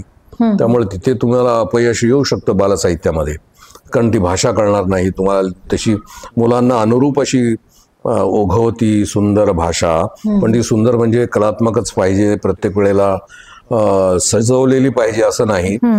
ती पटकन त्याला कळेल अशी प्रकारची भाषा तुम्हाला मांडायची आहे. त्याच्यासाठी तुम्हाला त्याच्या मनात जायचं आहे आणि त्यासाठी परचित्त प्रवेश तुम्हाला करायचा त्या मुलाच्या मनात. आणि तुम्हाला छोटं बाळ व्हायचं किंवा लहान मुलगा व्हायचा आहे आणि त्या पद्धतीने तुम्हाला लिहायचं. मग ते लिहित असताना फॅन्टसी तुम्हाला सापडायला लागते, अद्भुत सापडायला लागते. हे सगळं काही तुम्हाला करायचं आहे. तर हे करण्याची आवश्यकता आहे असं मला वाटायला लागलं, कारण आपल्याकडे मराठी साहित्यामधून बालसाहित्याचा पुन्हा हद्दपार केलंच आहे. तो मुद्दा मी वारंवार सांगत आलेलो आहे. चांदोबा वगैरे सारखे तर बंदच पडलेले आहेत आणि आता मुलांना वाचायला देण्यासारखे मॅगझिन्स कुठे आहेत असा प्रश्न विचारला तर पुन्हा एकदा शांतता निर्माण होते. उत्तरच देता येत नाही. काय द्यायचं, पुन्हा ते अमुक अमुक अमुक अमुक हे 2, 4, 5 आहेत तेच सांगायचे का असा प्रश्न निर्माण होतो. दिवाळी अंकांच्या निमित्ताने मी एका दिवाळी अंकाच्या स्पर्धांसाठी अनेक वर्ष काम करत होतो. आता मी नको म्हणून सांगितले त्याला. तर तो अनुभव असा आहे की एक सेक्शन, त्यातला एक विभाग हा बालकुमारांच्यासाठी काढण्यात येणाऱ्या मासिकांच्या साठी आहे. त्यासाठी 1, 2, 3 पारितोषिक आम्ही निवडून देत होतो. तर आता ते मला हळूहळू असं लक्षात आलं की 3 ते 4 प्रकारचीच मासिकं पुन्हा पुन्हा पुन्हा पुन्हा पुन्हा आपल्यासमोर येतात. अ येतं, ब येतं, क येतं, ड येतं, याच्या पलीकडे येतच नाही. म्हणजे याचा अर्थ असा की जास्त प्रमाणामध्ये मुलांच्यासाठी म्हणून प्रकाशित होणाऱ्या मॅगझिनची संख्या कमी आहे, अत्यंत कमी आहे. आणि ती हाताच्या बोटावरच मोजण्यासारखी आहे की जास्त नाही आहेत. आणि त्यामध्ये वैविध्य नाही आणि 30 मंडळी पुन्हा पुन्हा लिहितात. म्हणजे बालसाहित्य का मराठीमध्ये मोठ्या प्रमाणामध्ये लिहिलं जात आहे का, तर त्याचं जर उत्तर असं जर असेल तर त्याबद्दल देखील चिंता आपल्याला व्यक्त करावी लागेल. आणि जे काही लिहिलं जात आहे ते दोषपूर्ण लिहिलं जातं. त्याच्यामध्ये नको त्या गोष्टी घातल्या जातात, वाईट छपाई असते, शुद्ध लेखनाचा आग्रह धरलेला नसतो. आणि खर्च वाचावा म्हणून जी चित्र काढलेली असतात ती बटबटीत आणि घाणेरडी असतात. त्यामुळे रंगीत छान मुलांना आकर्षित करू शकतील अशा पुस्तकांचा मोठा अभाव मराठीमध्ये आहे. त्यामुळे मला असं वाटलं की आपण काहीतरी जाणीवपूर्वक जर लिहिलं आणि आपण काही योगदान देऊ शकलो तर जरूर त्याचा प्रयत्न केला पाहिजे. आणि म्हणून मी गांभीर्यपूर्वक बालसाहित्याकडे वळलेलो आहे. पण ते मल्टीमीडियामध्ये येणं हा प्रवास एकट्या व्यक्तीचा नाही ना पुढाकार. काय होतं मी म्हटलं तसं की त्यासाठी योग्य ती संधी उपलब्ध व्हायला लागेल. नाही, संस्थात्मक पातळीवर पण तुमच्या झालं पाहिजे. हो, नाही तिथपर्यंत मी ते याला त्या स्वरूपात पोहोचवलं नाही असं नाही. आता मी आता परत काही माझ्या अवतीभोवतीचीच उदाहरणं सांगते की काही मुलं ओढून आईला म्हणतात की तू माझ्यासोबत हे वॉल्ट डिझनेचा हा मूव्ही पहा. आई नाही म्हणते, पण ते मुलं एकदा हट्टाला पडतात की तू पाहाच, तू आमच्या असं आर्ग्युमेंट होतात घरामध्ये. तुझे हे मला गोष्टी सांगते ना, तू झुटोपिया पहा, तू मोआना पहा. मग मुलं असे घेतात आई वडिलांना. अनेक घरांमध्ये होतात हे दृश्य आहेत, मी पाहिलेले आहेत, मी विटनेस करते. आणि म्हणतात पहा हे आम्ही किती छान पाहतो. हे झुटोपियामध्ये बघ बरं की सगळ्या पृथ्वीला एकदम आणि सगळ्या प्राण्यांना पण एकदम ह्या पृथ्वीचा त्यांचा पण अधिकार आहे ह्या पृथ्वीवर, असा एक ट्रीटमेंट दिलेली आहे. मोआनामध्ये पण असे खूप आहेत आणि मुलं घेऊन पाहतात.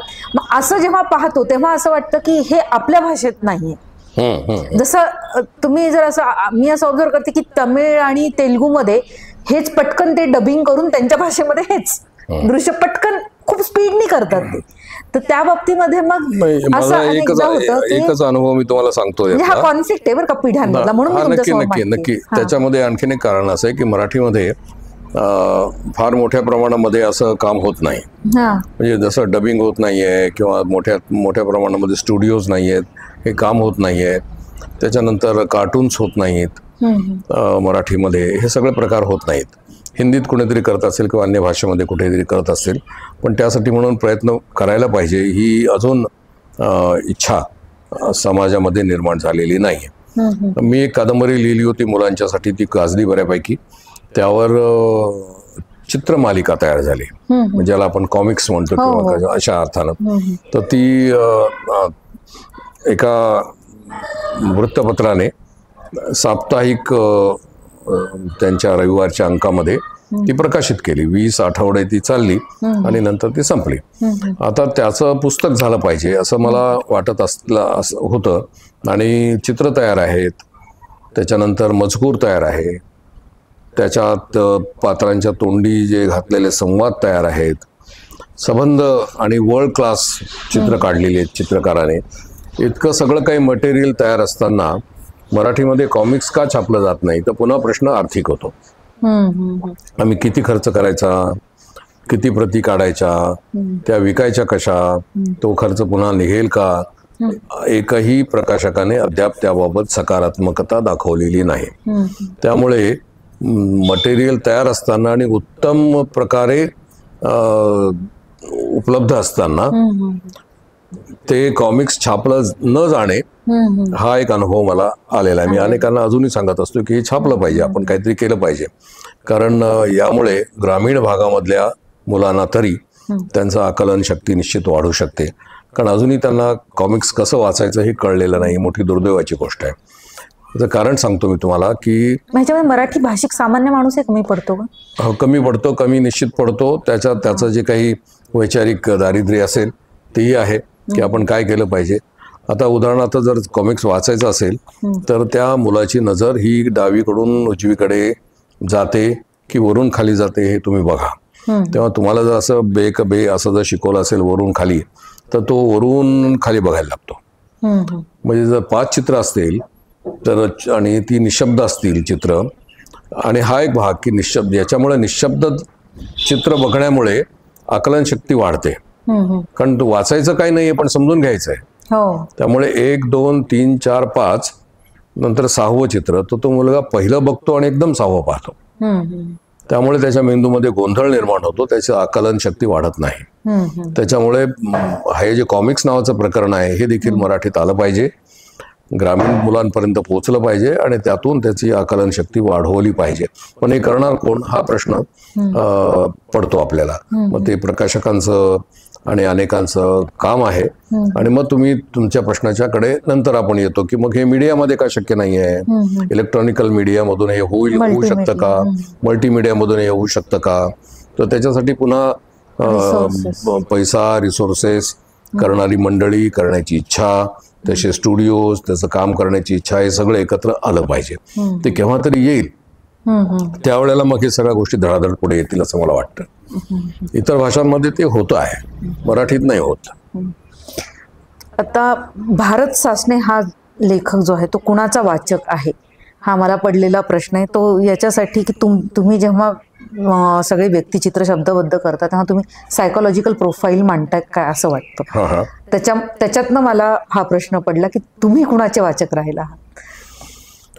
हा खरं तर चांगला प्रश्न आहे. माझ्यावर परिणाम नाही झाला कुठल्या लेखकांचा किंवा मी कोणाचं स्कूल वाढवत घेतलेलं नाहीये. पण माझ्या लेखनावर विचार करणाऱ्या काही मंडळींनी मी जीएनचं स्कूल पुढे चालवतो असं जरूर म्हटलेलं आहे. पण मी प्रत्येक वेळेला त्याला नकार देत आलो की असं नाहीये.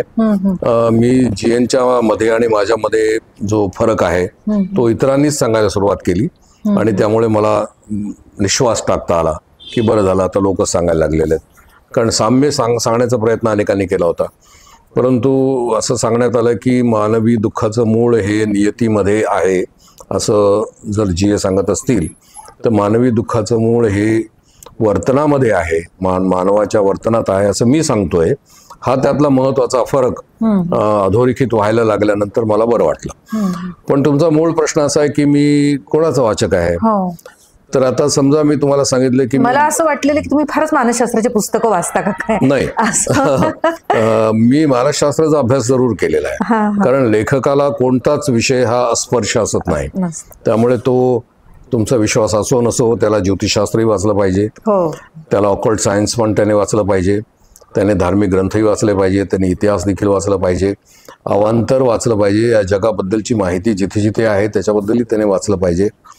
पण मग माझे आवडते लेखक कुठले असतील, समजा मी तुम्हाला नाव सांगितलं गोना दातार, तर काय तुम्हाला कळणार आहे म्हणजे तुम्हाला म्हणजे आपल्या वाचकांना. तर गोना दातार मी पण नाही वाचलेलं. तर गोना दातार हे त्या काळामध्ये रोमहर्षक कादंबऱ्यांचा कालखंड जेव्हा होता आणि स्वातंत्र्यपूर्व काळामध्ये अशा प्रकारच्या कादंबऱ्या जेव्हा मराठीमध्ये यायला लागलेल्या होत्या त्यामध्ये वीर धवल तुम्ही नक्कीच ऐकलेलं असणार आहे.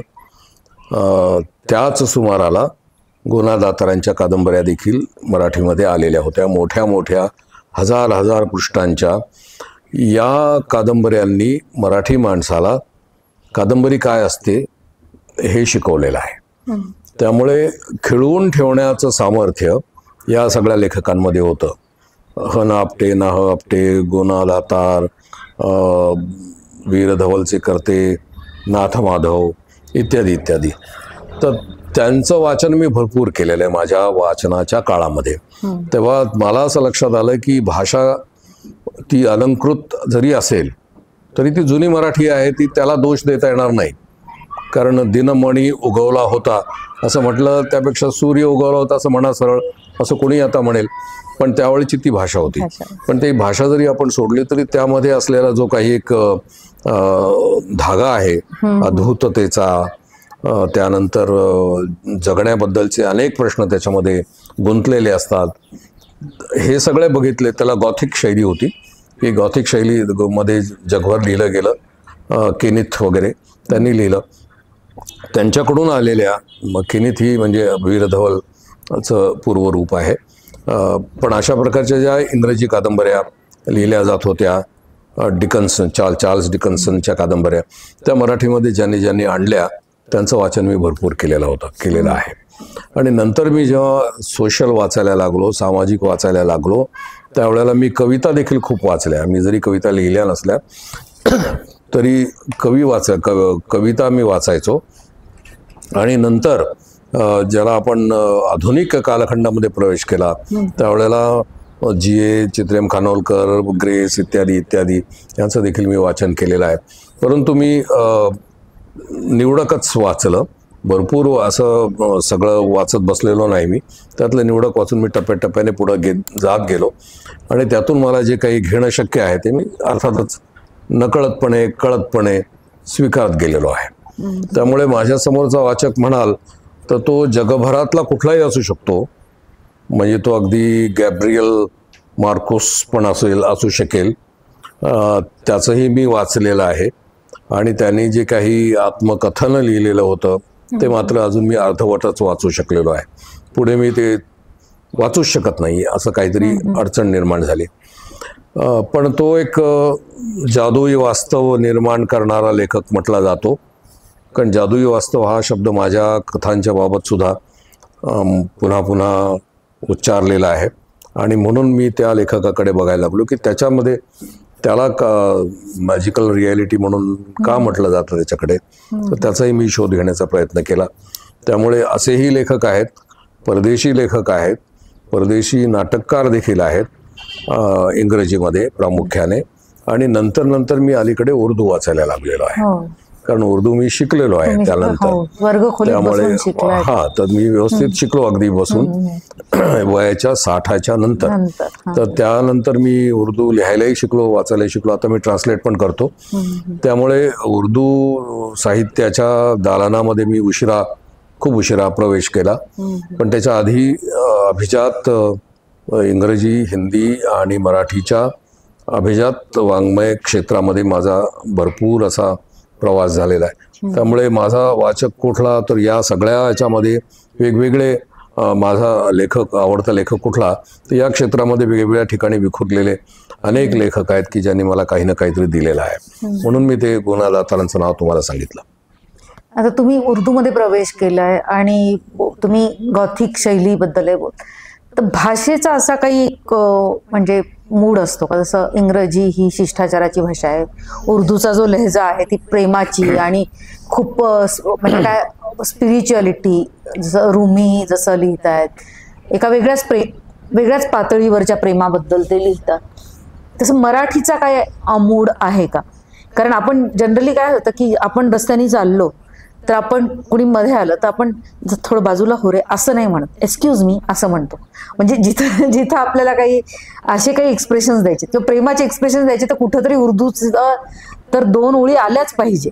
तुमच्या कोणाच्याही प्रेमपत्रामध्ये मी जेवढं ऑब्झर्व करते किंवा जे ऐकण्यात येतं त्याच्यामध्ये उर्दूचे शब्दही येतातच.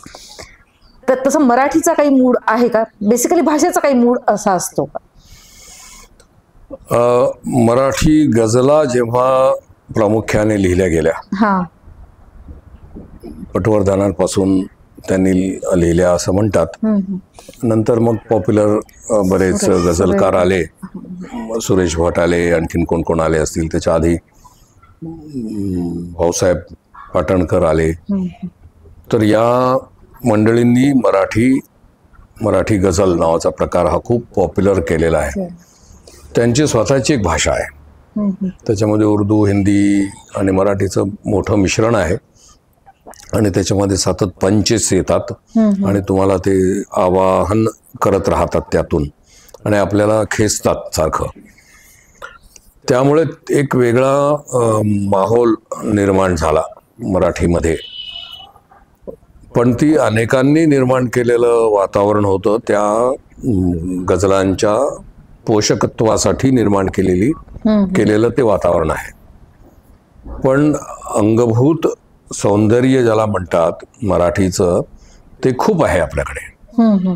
त्यासाठी तुम्हाला कवितेकडे आणि मराठी गझलांकडे जाण्याची आवश्यकता नाही, खूप आहे. म्हणजे तुम्हाला पु शी रेगेंच्या कविता बघा एका मागोमाग एक, चित्रेम खानोलकरांच्या कविता बघा एका मागोमाग एक, त्याच्याही मागे जाता येईल भारत तांब्यांच्या कविता पहा. तेव्हा त्यामध्ये जे काही सौंदर्य आहे किंवा गगनी उगवला सायंतारा, अजून देखील ऐकण्यासारखं ते गाणं आहे जे अनिलांच्या लेखणीतून उतरलेलं आहे. त्यामुळे मराठीचा म्हणून एक माहोल आपल्याकडे होता आणि आहे, परंतु तो एका पिढीपर्यंत सीमित राहिला आणि तुम्ही म्हणता तसं ते गॅप असल्यामुळे, ब्रिज भरून न निघाल्यामुळे हे मागचं सौंदर्य पुढे प्रवाहित झालं नाही. त्यामुळे ते पुढच्या पिढीला आम्ही नाही देऊ शकलो की या कविता वाच म्हणून तू, आणि आता तो कधीच वाचणार नाही, शक्यच नाही. एक तर त्याला मराठीच कळत नाही आणि तो इंग्रजीमध्ये त्याचं काय ट्रान्सलेशन कोणी केलं तर केलं. त्यामुळे ते भारताबाईंच्या कविता कोण वाचेल असं मला स्वतःला आता वाटत नाही. म्हणजे लताबाईंनी गायल्यामुळे त्या आमच्या पिढीपर्यंत व्यवस्थित पोहोचल्या. म्हणजे ते एक माध्यम होतं की लता मंगेशकरांचा आवाज आणि पहाटे त्या सगळ्यांकडे त्या कॅसेट्स लागायच्या भारत आंबेंच्या. ते तर आहे, म्हणजे ते एक चॅनल होतं. म्हणजे परत तिथं मी परत तेच म्हणते की जिथं मल्टीमीडिया होतं ना, तिथे एक ब्रिजिंग, तो जो एक गॅप आहे ते होतो, बरोबर, तो भरून निघालेला आहे. ते बरोबर आहे. आणि सुरेश भटांच्या पण ज्या गझल साहित्य गायल्या गेल्या त्याच्यामुळे पण त्या म्हणजे प्रत्येक ओठांवर झाल्या. असं होत नाही की तुम्हाला माहित नाहीये त्याच्यातले काही ओळी, त्या ओळी माहितीच असतात. पण तेच होतं, म्हणजे मराठीचा असा मूड, आपण जसं म्हणतो इंग्रजीचा एक शिष्टाचार आहे, उर्दूचा प्रेम आहे, काय झालं मराठीचा मला नाही सापडला, म्हणजे तो सरळसोटपणा सापडतो मराठी माणसामध्ये. त्यामुळे काय झालं की थोडे तोडफोड करण्याकडे सुद्धा नंतर प्रवृत्ती आली आणि मग कोसला सारख्या कादंबऱ्या आल्या की ज्यांनी मराठी भाषाच बदलून टाकली सगळी. ती शैलीच बदलून टाकली. आणि परत एका शैलीतनं व्यक्त केलं तर आम्ही असंच का व्यक्त करायचं म्हणून परत मग वाद सुरू होतात. हो. त्यामुळे एक मुद्दा असतो, म्हणजे कविता अशीच का, कथा अशीच का, कादंबरी अशीच का, मग याच्यापेक्षा वेगळं काहीतरी आम्हाला मांडायचंय. म्हणजे याच कवितेमधली सारखी प्रियसी का असावी, ती प्रियसी या लोकांची असू शकते, आमची असू नाही शकत, असं डिबेटचे विषय होतात. आणि मग अनेकांनी मग त्यासाठी जे अनेक प्रयोग केले आणि त्यासाठी जे काही रूपबंध आहे, ज्याला फ्रेम म्हणतो आपण, ती फ्रेम तोडण्याचा प्रयत्न अनेकांनी केला. कादंबऱ्यांमध्ये केला, कवितांमध्ये केला, कथांमध्ये केला, भाषेचे प्रयोग कितीतरी झाले. आणि त्यामुळे जे काही मूड होता, तुम्ही ज्याला म्हणताय की मराठीचा म्हणून काही मूड आहे का, तो मूड जो पूर्वी असेल तो नंतर पुढे 60च्या नंतर तोडलेला आहे, अनेकांनी तोडलेला आहे. पण 60च्या पूर्वी देखील जो काही होता तो आपण व्यवस्थितपणे प्रवाहित करू शकलो नाही, ही पण गोष्ट आपल्याला मान्य करावी लागेल. कारण मध्ये एकदा मुंबई विद्यापीठामध्ये तिथे आदिवासी महिलेचं एक वर्णन, तरुणीचं वर्णन, त्याच्यावरून खूप वाद झाला. म्हणजे त्या कवितेचं रसग्रहण करण्याऐवजी असं तुम्ही या कास्टच्या महिलेबद्दल लिहू शकता का, असा वेगळाच अँगल तो झाला. म्हणजे आपण एकमेकांचं जे पॅटर्न आहे ना बोलण्याचं, म्हणजे कोकणातला माणूस मराठवाड्यातल्या माणसाला त्याची शैली, त्याचं स्तुती करत नाही किंवा ते ग्रहण करत नाही, रसग्रहण करत नाही, असं एक खूप झालेलं आहे. किंवा विदर्भामध्ये जे काही निकष असतील सौंदर्याचे, नाही ते त्यांचं तसं आहे, यांचं असं आहे, तर त्याच्यामुळे ते आदान प्रदान नाही होऊ शकत. एक मुद्दाम आपण ठरवून काही ग्रुपमध्ये आपण करतो, नाही असं नाही, पण मास लेवलवर हे अशा कॉन्ट्रोवर्सीज होतात अनेक कवितांच्या. काय होतं, अजून एक मुद्दा तुम्ही म्हणताय त्याच्यातून मला तो सुचतोय आणि त्या मगाशच्या मुद्द्याशी जोडून घेतो. तो असा की मराठीचा मूड काय, मराठीचा बाज काय आहे, तर तो प्रादेशिकतेमुळे देखील अनेक वेळेला बदललेला आहे. आपल्याकडे प्रादेशिक कादंबऱ्यांची एक लाट आली. तत्पूर्वी ती नव्हती तेवढी, पण मग वैदर्भीय भाषेचा वापर व्हायला लागला, कोकणी भाषेचा वापर व्हायला लागला, ग्रामीण भाषेचा वापर व्हायला लागला आणि ती प्रमाण मराठीपेक्षा वेगळी व्हायला लागली. त्यामुळे संवादामध्ये आणि निवेदनात देखील वेगवेगळ्या प्रकारचे भाषिक प्रयोग व्हायला लागल्यामुळे मराठीचा जो एकूण पण त्याचा आपण उत्सव नाही केला, त्या रंगांचा आपण उत्सव नाही केला, पण त्यामुळे जे काही तोडफोड झाली ती देखील आपण समजून घेतली. आपण ती लोकप्रिय सुद्धा झाली, अनेकांना आवडले देखील. त्यामुळे अनेक लेखक त्यामुळे इस्टॅब्लिश झाले, स्थिर झाले. ग्रामीण कथाकार पण पुढे आले त्यातून. या सगळ्या 60 नंतर ज्या झालेल्या परिवर्तनाचा जो भाग आहे, त्यामुळे मराठीचा एकच एक चेहरा असा कधी नव्हता आणि जो काही होता तो अशा वेगवेगळ्या प्रयोगांमुळे वेगवेगळ्या पद्धतीने पुढे आलेला आहे आणि त्यातून आपण खूप काही समृद्ध झालेलो आहोत असं आपल्याला म्हणता येतं. आता म्हणजे तुम्ही जे तुमच्या मानवी जगण्याचं सौंदर्य स्थळ जे तुम्ही टिपताय तुमच्या कथांमधनं, तर तुमच्यासाठी आनंदून टाकणाऱ्या, बेभान करणाऱ्या, मनाला शक्ती देणाऱ्या गोष्टी काय आहेत? हे तुम्ही एकदम एखाद्या साहित्यिकासाठी ह्याचं उत्तर नका देऊ, एका सामान्य रसग्रहण करणाऱ्यांसाठी द्या. कसं आहे, एक आमच्यातला एक खूप मोठा माणूस, आम्ही त्याचं मार्गदर्शन घेतोय आणि तुमच्यासाठी त्या काय असू शकतात त्याकडे हे आम्हाला जाणून घ्यायचं. सर्वसामान्य माणसाला ज्या ज्या गोष्टी आनंददायक वाटू शकतील त्या तर मला वाटतच असतात. पण मग मला अत्युच्च आनंद कधी कधी झालाय याचं जर मी आठवण करायला बसू लागलो तर मी जेव्हा वेरूळची लेणी पहिल्यांदा बघितली तोपर्यंत मी केवळ वाचत होतो, पण मी जेव्हा वेगवेगळ्या मूड्समध्ये ती लेणी पाहायला गेलो,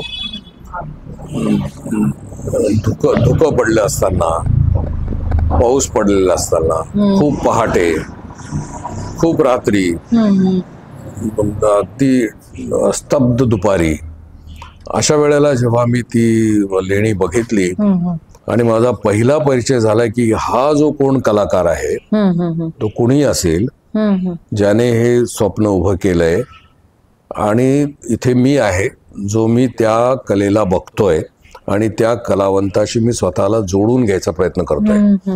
त्यावेळेला मला जो उल्हास निर्माण झाला माझ्या मनामध्ये की अरे हे पाहायलाच पाहिजे, हे आपण आतापर्यंत का बघितलं नाही. ही गंगा, ही यमुना, ही तिच्या मूर्ती आहेत या, आणि मग त्यामध्ये वेगवेगळे नवे प्रकल्प, वेगवेगळ्या नव्या वस्तू शोधण्याचा देखील मला एक छंद लागला होता. की नाही तर मग लोक सांगतात हे असं आहे बघा, पण बारीक गोष्टींकडे कोणाचं लक्ष जात नाही. ते मी पाहायला सुरुवात केली, त्यातून देखील मला खूप आनंद मिळायला लागला. एकच उदाहरण सांगतो की एका लेण्याच्या बाहेर 2 सर्पाकृती, मानवी सर्पाकृती कोरलेल्या आहेत. म्हणजे अर्ध शरीर माणसाचं आणि खाली सर्पासारखी कुंडल आहे ते, आणि एका याच्यामध्ये त्यांना कोरलेलं आहे एका चौकोनामध्ये. एरवी आपण बघतो लक्षात येत नाही, पण जेव्हा मी पावसाळ्यात गेलो त्यावेळेला कमरे इतक्या पाण्यामध्ये ती मूर्त्या त्या बुडालेल्या होत्या. त्यामुळे त्याचं मला औचित्य लक्षात आलं की या ठिकाणी पाण्यामध्ये कोरलं हे का इथे शिल्प निर्माण केलंय, ते पाण्यामध्ये डुबकी खाताना दिसतंय, पाणी डुचमळत आहे आणि ते हळूहळू हळूहळू या मूर्त्या हलतायत असं वाटतं. आणि त्याचं जे वैशिष्ट्य आहे की सर्पाकृती किंवा मत्स्याकृती असलेल्या या आकृती खरं तर पाण्यामध्येच असायला पाहिजेत आणि त्यांनी तसं कुंड तयार केलेले आहेत, पण पाणीच नसल्यामुळे आपल्याला कधीच कळलं नाही. पण ऐन पावसाळ्यामध्ये जेव्हा तुम्ही जाल आणि बघाल तिथे तुमच्या लक्षात येते की अरे काय सौंदर्य आहे ते. आणि जेव्हा मी ताजमहाल बघायला गेलो होतो तेव्हा खूप वाचलं होतं आणि बाहेरून काहीच कळत नाही आपल्याला ताजमहाल कसा आहे आणि कुठे आहे. पण जेव्हा त्या गेटमधून तुम्ही आत जाता त्या आणि तिथे एकदम मी स्तब्ध झालो, पाहिलं की एकदम ते स्वप्नवत काहीतरी समोर येते. आपण काहीतरी स्वप्न बघतो आहे, हे खरं नाहीच आहे असं मला वाटायला लागलं आणि मी बघायला लागलो की अरे हा ताजमहाल आहे, हे पाहिलं पाहिजे. हे प्रत्येकाने बघितलं पाहिजे. मी सगळ्यांना सांगतो की अरे जा तिथे बघा, या दृष्टीने बघा, हे खूप सुंदर आहे. तेव्हा आनंद कसा आणि कुठे होतो तर जगभरामध्ये अनेकदा तुम्ही अशब्द असता त्यातून तेव्हा एकदम तुम्ही हर्ष तो तुमच्या निर्माण होतो, अंगावर रोमांच उभे राहतात की अरे हे कसं आपण आत्ता पण बघितलेलंच नाहीये. आणि मी पेट्रामध्ये गेलो होतो अलीकडे आत्ताच जॉर्डन मध्ये. तेव्हा पेट्राचं जे काही सौंदर्य आहे, तिथे जे काही कोरून ठेवलेलं आहे काम, ते बघितल्यानंतर आणि तिथल्या त्या दगड गुलाबी आहे, तर तिथे जे काही काम झालेलं आहे ते बघितल्यानंतर तर विश्वासच वाटत नव्हता की हे आपण काही बघतोय या पृथ्वी तलावरचा असा. त्यामुळे अशा प्रकारच्या जेव्हा तुम्ही कलाकृती बघता त्यावेळेला हर्ष होतो, आनंद होतो. उत्तम प्रकारचं ग्रंथ हातामध्ये पडल्यानंतर जो आनंद होतो तो सुद्धा.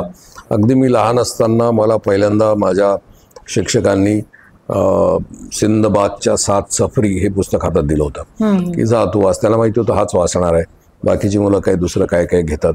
त्यावेळेला मी असं माझ्या लेखात पण लिहिलेलं आहे की ते असं छापीला लावून मी उड्या मारत मारत मारत घरी गेलो. तर मला तो जो आनंद झालेला होता तो आनंद पुन्हा कधी झाला नाही. इतका आनंद असा की हे पुस्तक मला मिळालेलं, आता मला वाचायचं आहे. तेव्हा हे त्याच्यातून आनंदाचे, हर्षाचे उन्माद नाही. उन्मादाला मी थोडासा घाबरतो, पण आनंदासाठी अनेक प्रसंगाला मी मुद्दाम सामोरं जातो. जेव्हा भव्य समुद्र बघितला किंवा भव्य हिमालय बघितला, तर हिमालयाच्या कुठेतरी मी गेलो असताना ते विमान अचानक असं खाली यायला लागलं आणि त्यांनी सांगितलं की बघा. त्यावेळेला तो हिमालय कसा असतो तो इतक्या जवळून बघायला मिळाला. त्यावेळेला वाटलं की नाही शाश्वत आनंदाचे क्षण. तर हा ईश्वरच आहे, हा हिमालय कसला, हाच ईश्वर असं वाटलं. म्हणजे इतकं वाटून गेलं. म्हणजे त्यावेळेला ते कुठेतरी आध्यात्मिकतेच्या दारापर्यंत मी पोचलो होतो. असे आनंदाचे क्षण येतात आणि ते सुदैवाने माझ्या बाबतीत घडत आलेले आहेत. वा, छान. अगदी तुमच्या म्हणजे तुम्ही जे सांगितलं त्याच्यातनं पण आमच्यापर्यंत तो आनंद पोहोचला.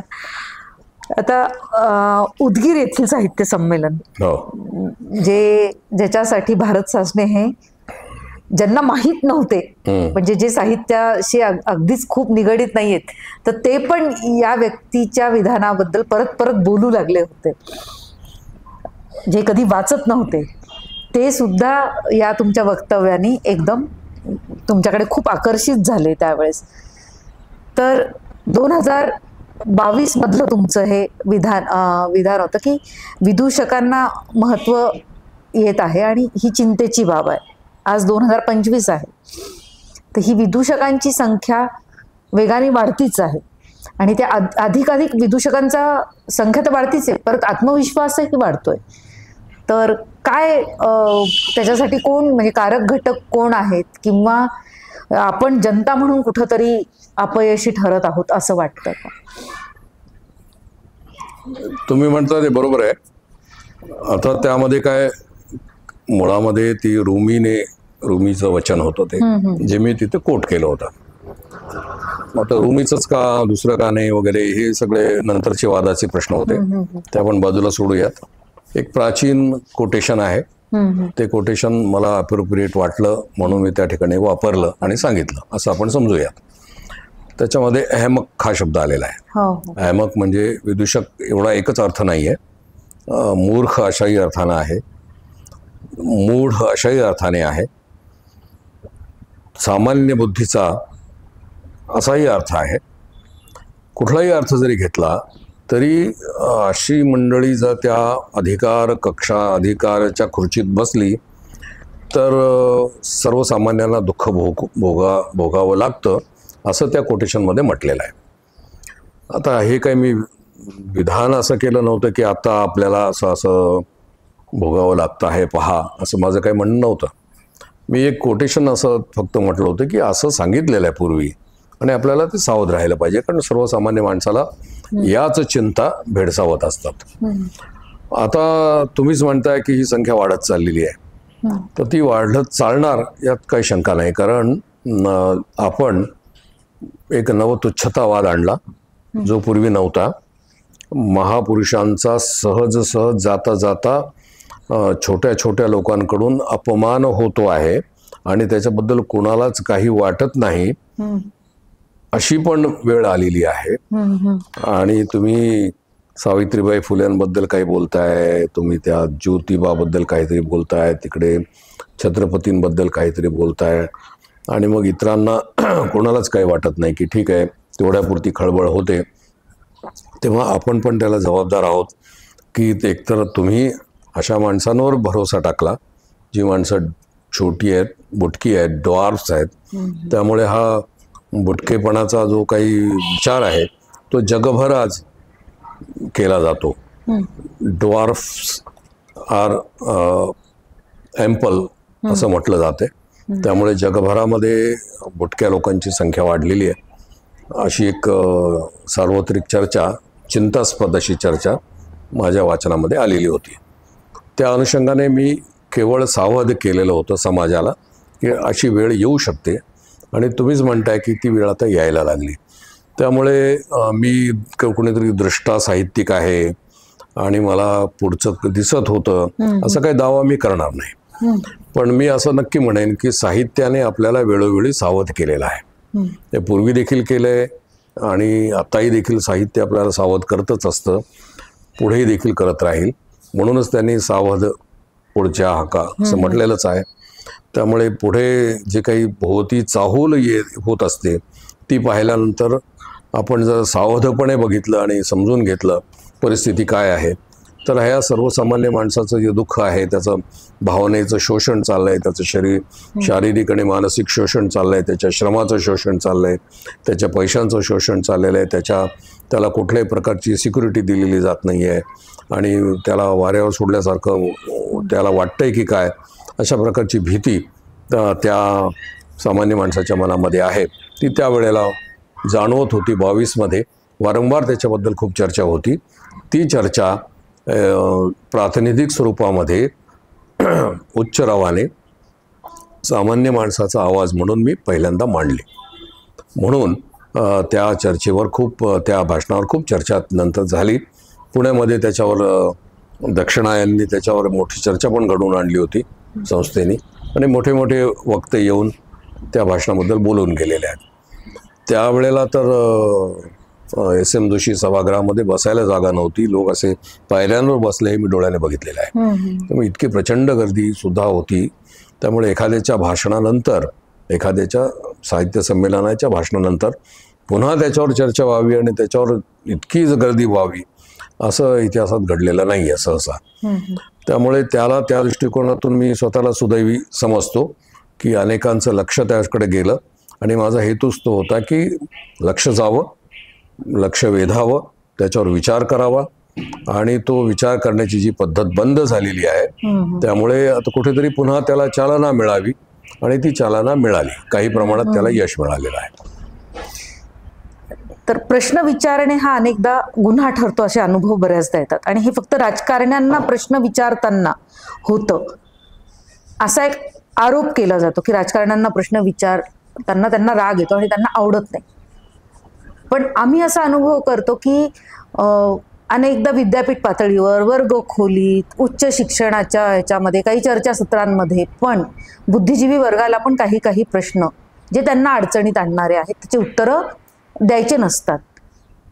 तर आणि प्रश्न विचारणारा हा अनेकदा खूप स्वतःला कुणीतरी ग्रेट समजतोय, तू का बरं प्रश्न विचारतोय, आणि तो प्रश्न जर पटला नाही तर त्याच्यावर हल्ले पण होतात.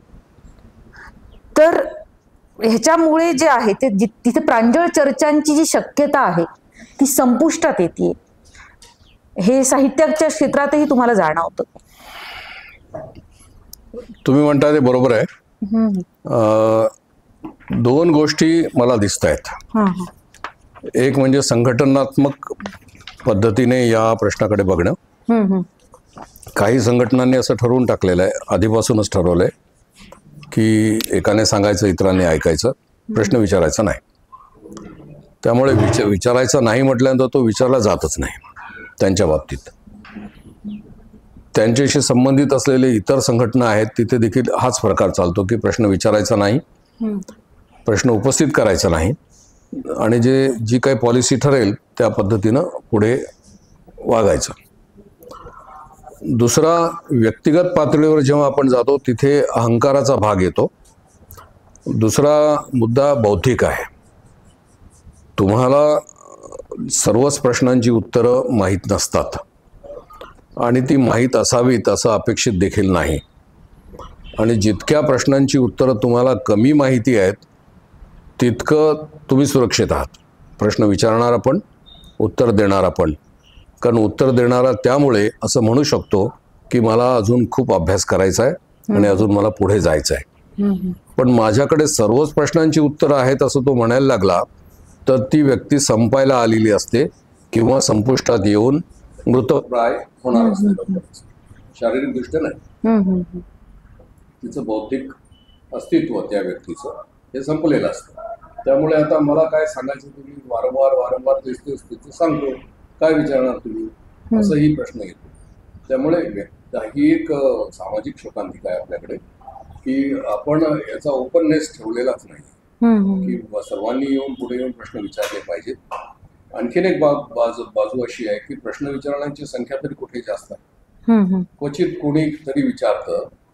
आणि प्रश्न विचारण्याचे, आता तुम्ही साहित्याच्या क्षेत्रातच उदाहरण घेतलं, आतापर्यंत साहित्य संमेलनं झाली पण त्यातले 2-3च नावं घेतली जातात की दुर्गा भागवत आणि पु ल देशपांडे यांनी प्रश्न उपस्थित केले, नंतर सासण्यांनी उपस्थित केले, अजून कोणी उपस्थित केलं नाही, आणि आता ताराबाईंनी केल्या.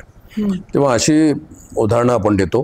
पण मध्ये जे येऊन गेले, मंचावर उभे राहिले, ज्यांनी विचार व्यक्त केले, त्यांनी काही प्रश्न विचारलेच नाहीत का? विचारले नसतील तर ते पोहोचलेच नाहीत का आपल्याकडे? विचारले असतील तर पोहोचले नाहीत का? तर हे प्रश्न जे असे निर्माण होतात, यामुळे काय होतं की प्रश्न विचारणारी माणसं सुद्धा कमी आहेत. मग ती संस्थेमध्ये देखील कमी आहेत, तुम्ही म्हणता ती शाळा कॉलेजेसमध्ये विद्यापीठामध्ये देखील कमी आहेत, आणि मोठ्या संस्थात्मक पातळीवर जेव्हा आंदोलनं होत असतील तर तिथे देखील ही संख्या मोठी कमी आहे. त्यामुळे प्रॉब्लेम निर्माण कसा होतो की प्रश्न विचारणं, कोणी कोणाला विचारलं पाहिजे, तर ते व्यवस्थेला प्रश्न विचारला पाहिजे, जो लेखकाचं काम आहे. आणि जे आम्ही केलं पाहिजे असं म्हणतात, काही प्रमाणात मी ते करतो आणि केलेलं आहे. बहुधा इतरांनी जर ते केलं नसेल की व्यवस्थेला प्रश्नच विचारायचा नाही, तर मग तुमचा गाजावाजा झाला होतोच तो यानं त्या कारणाने, तरी त्याला फार मूल्य नसतं. आणि समाज केव्हा ना केव्हा तरी हे लक्षात आणून देतो की ठीक आहे, तुम्ही होतात त्यावेळेला, तुम्ही काही विचार व्यक्त केले पण तुम्ही काही प्रश्न विचारले नाहीत, तुम्हाला प्रश्न पडलेच नव्हते का? हे केव्हा ना केव्हा तरी इतिहास विचारणार आहे. त्यामुळे मला असं सांगण्यात आलं होतं की कशाला तुम्ही उपस्थित करता. मी म्हटलं, once in a lifetime नावाचा प्रकार असतो, केव्हा तरी एकदा तुम्हाला संधी मिळालेली आहे आणि त्यावेळेला तुम्ही या सर्वोच्च मंचावर उभे राहिलेले आहात. त्यावेळेला उच्च रावाने तुम्ही बोलायचं आहे आणि तुम्ही प्रामाणिकपणे बोलायचं आहे, आणि सर्वसामान्य माणसाचा जो काही आवाज आहे तो तुम्ही 7 काय म्हणायचं त्याला सप्तकात न्यायचा आहे, आणि तिथं नेऊन तो तुम्ही न्यायचा, वर पोचवायचा आहे. तिथे जर तुम्ही बोट चेपेपणा केला, त्या ठिकाणी तुम्ही जर गुळमुळीत बोललात, गोड बोललात, सगळ्यांना आवडेल असं बोललात, तर तुम्ही माझ्या दृष्टीने प्रमाद करत आहात, चूक करत आहात. त्यामुळे हे करू नये तुम्ही. म्हणून मग मला सांगण्यात आलं की सत्य बोलणार असाल तर त्याची किंमत मोजावी लागेल. म्हटलं आपली तयारी आहे. तुम्ही प्रशासनात राहिला आहात आणि अशा पदावर राहिलात की जिथं राजकीय लोकांचा खूप जवळचा संपर्क असतो. होय. कधी मला तुम्ही नाव घ्यावं अशी म्हणजे माझी मागणी नाहीये तुमच्याकडे की तुम्ही नाव, पण तुम्ही असं स्टेट्समन ज्याला आपण म्हणतो, राजकारण्यापेक्षा पण एक चांगलं की एक राज्यकर्ता असा, असे सुखद एखादा काही अनुभव आलेला आहे कधी तुम्हाला की नाही ही व्यक्ती आहे ना एक चांगले स्टेट्समन पण होते त्यांनी चांगले. मला आलेला अनुभव कसा आहे, थोडासा वेगळा आहे. तुम्ही जे प्रश्न जो विचारला तो त्याच्यापेक्षा थोडासा वेगळा आहे तो, की राजकारण्यांकडे आपण राजकारणी म्हणून बघतो कारण त्यांना जो चेहरा आपल्याला दाखवायचा आहे तो चेहरा आपण बघत असतो, म्हणून आपल्याला ते तसे वाटतात. प्रत्यक्षामध्ये ती माणसंच असतात. आणि जेव्हा मी त्यांच्याबरोबर वावरतो आणि ते त्यांची दुःख आतून क्वचित प्रसंगी आपला एक चांगला मित्र आहे असं समजून, समजुतीने किंवा गैरसमजुतीने जेव्हा मला सांगतात, त्यावेळेला त्यांचं अंतरंग मला कळायला लागतं. त्यावेळेला त्यांचे प्रॉब्लेम्स, त्यांची दुःख, त्यांच्या समस्या, त्यांची महत्त्वाकांक्षा, त्यांचे पंख छाटले जाणे, पंख कसे फुटायला लागलेले आहे त्याच्याबद्दलचा इतरांना वाटणारी असूया, या सगळ्यांमधून त्यांना जी वाटचाल करायची असते त्याबद्दल त्यांचं दुःख त्यांनी मला बोलून दाखवलेलं आहे. त्यामुळे मला त्यांचा आतला आणि खरा चेहरा दिसलेला आहे. जो त्यांना दाखवायचा आहे तो इतरांना ते दाखवतातच, तो मीही पाहिला, इतरांनी देखील पाहिला. त्यामुळे राजकीय व्यक्ती ही मंडळी हा माणूसच आहे आणि त्याचं दुःख कसं आहे हे जेव्हा मला कळायला लागलं आणि त्याच्या मनात जेव्हा विश्वास निर्माण झाला की आपण याला सांगू शकतो, त्यावेळेला अनेक राजकीय व्यक्तींनी माझ्याजवळ त्यांचं सुखदुःख व्यक्त केलेलं आहे. त्यामुळे त्यांची नावं जरी मी सांगणार नसलो तरी त्यांना खूप जवळून माणूस म्हणून बघण्याची संधी मला मिळाली. त्याचं कारण एक सहानुभूतीचा कान, तुमची स्वतःची ऐकण्याची तयारी, त्यांच्या मनात तुमच्याबद्दल निर्माण झालेला आदर, भाव आणि विश्वास, यामुळे ते लोक सांगू शकतात. एरवी ते सांगणार नाहीत, तुम्हालाही माहिती आहे. म्हणजे त्यांच्या ओठावर ते येतच नाही जे त्यांच्या पोटात जे आहे ते. पण मग कुठे ना कुठेतरी तोही माणूसच आहे, त्याला कुठे ना कुठेतरी बोलावं तर लागणारच आहे. त्यामुळे ते हो नाही करत काही दुःख त्यांनी मला सांगितलेली जरूर आहेत आणि ती सगळी विलक्षण आहेत. त्यामुळे केव्हा ना केव्हा तरी ती साहित्यामध्ये येतील. आता बेरोजगारी, मायग्रेशन आणि वेगाने होणारे शहरीकरण आणि निसर्गाशी नातं तुटणं, म्हणजे आपण एका क्रोनिक कॅपिटलिस्ट मानसिकतेच्या जगाकडे ढकलले चाललोय. उदारीकरणानंतरचा एक चांगला टप्पा संपल्यानंतर तर आता हे खूपच झालेलं आहे. तर याच्यामध्ये वाचन संस्कृतीवर काय परिणाम होतोय हे थोडंसं सांगा. आणि त्यातही काही छोटे प्रयत्न करायचे असतील तर आपण काय करू शकतो जपण्यासाठी हे पण. बघा, विदारक चित्र कसं आहे की एका बाजूने लायब्ररी चांगली वाचनालयच नाही आहेत, ती बंद पडलेली आहेत छोट्या छोट्या ठिकाणी. तालुके, असे अनेक तालुके आपल्याला शोधता येतील. पहिला उपाय की चांगली वाचनालय असणे. तर वाचनालय पूर्वी परंपरा होती, 100 वर्षाची लायब्ररी आपण म्हणतो, आपटे वाचनालय मंदिर, अमुक वाचन मंदिर, 100 वर्ष, 1.5 वर्ष झालेली आहेत. पण अशा संस्था क्वचित आहेत आणि ज्या अनेक लायब्ररीज बंद पडल्यात. त्यामुळे लायब्ररीज पाहिजेत आणि तिथे वाचनाचं धन म्हणजे पुस्तकं हे उपलब्ध पाहिजे. दुसरी गोष्ट त्यांची मेंटेनन्स. मग त्यासाठी चांगले लायब्रेरियन्स तरी कुठे आहेत आणि त्यांच्यासाठी आपण वेतन देतोत का वेळच्या वेळी, आणि जे काही द्यायला पाहिजे ते देतोत का. अनेक, मी जेव्हा अध्यक्ष होतो त्यावेळेला अनेकांनी मला त्यांची निवेदनं दिली होती जी मी शासनाकडे पाठवून दिली. त्याचा मी पुसटचा उल्लेख माझ्या भाषणात केलेला आहे की लायब्ररीज हा एक मुद्दा आहे की जो लक्षात घेतला पाहिजे. त्याचं कारण मी असं सांगितलं होतं की इतिहास आपल्याला असं सांगतो की जेव्हा मला तुमच्या संस्कृतीवर हल्ला करायचा आहे त्यावेळेला मी लष्कर घेऊन तर येतोच, पण मी तुमच्या लष्करावर हल्ला करत नाही. मी तुमच्या लायब्ररीवर हल्ला करतो. तुमच्या लायब्ररीज मी जाळतो. पहिल्यांदा तुमचं ज्ञानाचं जे काही भंडार आहे ते मी नष्ट करतो आणि त्यानंतर तुम्ही माझे गुलाम होऊ शकाल. तेव्हा असे प्रयत्न प्रत्येक ठिकाणी झालेले आहेत. म्हणून नालंदा असेल, अजून काय असेल, या सगळ्यांना आग लावण्यात आली. ती या कारणासाठी लावण्यात आलेली आहे, तुमचं ज्ञानाचं भंडार पहिल्यांदा नष्ट करायचं. आणि म्हणून जागतिक युद्धामध्ये तुम्हाला ऐकून माहिती असेल की हॉस्पिटलवर जसं बॉम्ब टाकायचा नाही तसं लायब्ररीवर टाकायचा नाही, हा पण एक नियम आहे. नाही टाकायचा तिथे, तो टाकला जातो हा भाग वेगळा. तेव्हा आपल्याकडे लायब्ररीची मोठं जाळं असायला पाहिजे. चांगली पुस्तकं उपलब्ध असली पाहिजेत, छोटी का होईना. आणि त्याची उपलब्धता असली पाहिजे, तरच वाचनासाठी आपण काही प्रयत्न करू शकू नव्या पिढीसाठी. इंग्रजी असू द्या, हिंदी असू द्या, मराठी असू द्या, सगळ्या प्रकारची पुस्तकं, पण थोडी थोडी ठेवा. 10 30 पुस्तकांचा एक पेटी केली तरी पुष्कळ झाली. असे छोटे छोटे प्रयत्न झाले पाहिजेत. हा एक महत्त्वाचा भाग आहे. आणि वाचन वाढवण्यासाठी काय करायला पाहिजे, तर याच्यासाठी म्हणून अनेक प्रयत्न सध्या सुरूच आहेत. काय किंडलवर याच्यावर त्याच्यावर वाचलं जातंय सध्या, ते वाचलं जात आहे, परंतु पुस्तक स्वरूपामध्ये ते वाचलं जात नाही आणि मराठी वाचलं जात नाही. याची ही वेगळी चिंता आहे पुन्हा, की इंग्रजी वाचलं जातं पण मराठीचं काय करायचं. कारण मी जेव्हा बालसाहित्य लिहायला लागलो त्यावेळेला ज्या मुलांना मी पुस्तकं ही अर्पण केली होती कौतुकाने, की मित्राचा मुलगा, हा मित्राचा मुलगा, तेव्हा चिंटू पिंटू टिपू या सगळ्यांना माझं पुस्तक हे अर्पण.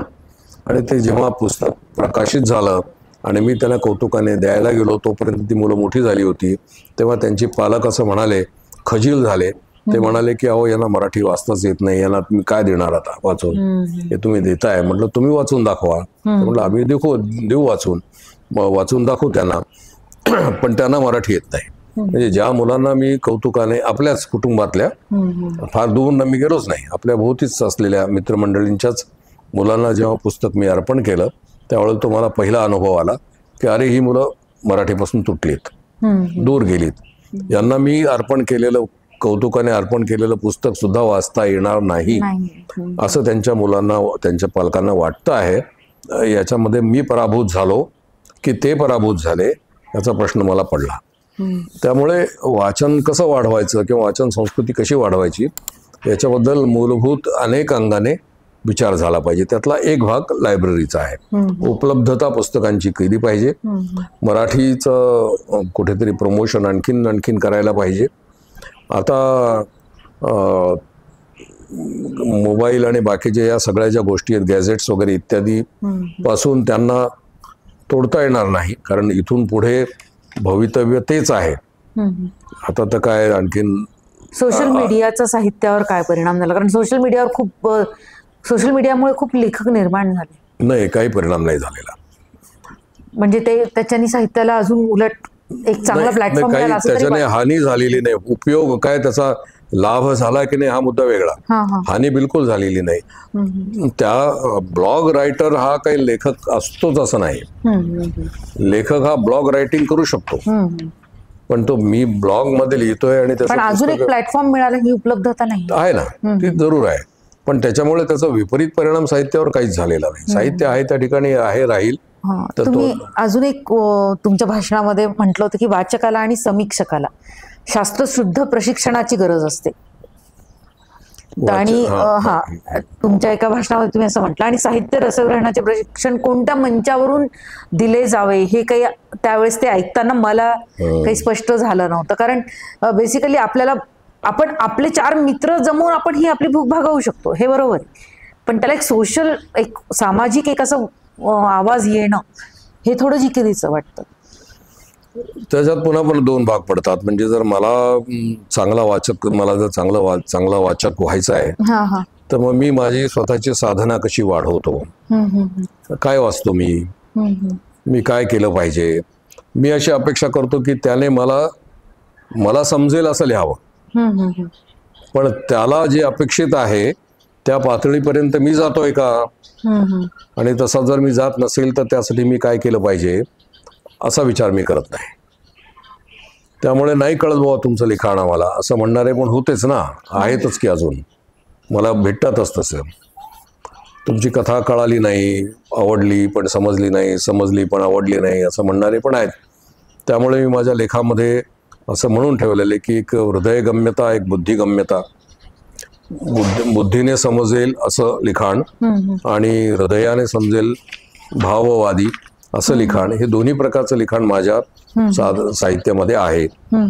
तेव्हा त्याच्यासाठी म्हणून माझा वाचक जेव्हा समोर येतो त्यावेळेला तो त्या तयारीचा असला पाहिजे. तो जेव्हा त्या तयारीचा असतो त्यावेळेला त्याला माझ्या कथा जास्त आवडतात, जास्त जवळ जातात, पटकन त्याला कळतात. कारण I think therefore I am या शीर्षकाची एक दीर्घकथा आहे माझी. आता हे कोटेशन कोणाचं आहे, त्याने ते का म्हटलं, त्याचा संदर्भ काय, थोडंसं काही माहीत असेल तर अधिक उत्तम, नसेल तर ते कथेमध्ये सजेशन आहेच. ते थोडंसं समजून घेण्याची त्या वाचकाची तयारी असली पाहिजे. आणि ही तयारी जशी जशी वाढत जाईल तसं तसं तो उत्तम वाचक होत जातो. त्यामुळे हे वाचकाच्या कडून सुद्धा होणारी साधना आवश्यक आहे. आता तुम्ही असं चिंता व्यक्त केली तुमच्या भाषणामध्ये की सामान्य माणसाचा चेहरा साहित्यातून हरवून जात आहे. हो. तर अनेकदा असं वाटतं की सामान्य माणसाला पण अशी आस आहे की त्याला एक ओजस्वी, तेजस्वी आणि त्याच्या तो कधीही आयुष्यात म्हणजे कल्पनेपलीकडचं काहीतरी आवडत असतं. तर म्हणजे तो तरी स्वतःच्या म्हणजे आपण जे म्हणतो की आपल्याला सामान्य माणसाचा चेहरा, पण तो पण अशाच एका सुपर पॉवर किंवा काहीतरी खूप जास्त पॉवरफुल व्यक्तिरेखांच्या शोधात असतो नेहमी. तर नाही, मगाशी मी म्हटलं त्याप्रमाणे त्याला हिप्नोटाईज करण्यात आलेलं असतं आणि त्यामुळे त्याला जे काही स्वप्न दाखवलं जातं, जे काहींना असं वाटतं की याला ते दाखवावं म्हणून त्याला ते स्वप्न दाखवलेलं आहे. आणि ते स्वप्न पाहिल्यामुळे त्याला वाटतं की हे असं काहीतरी आपल्याला मिळालं पाहिजे.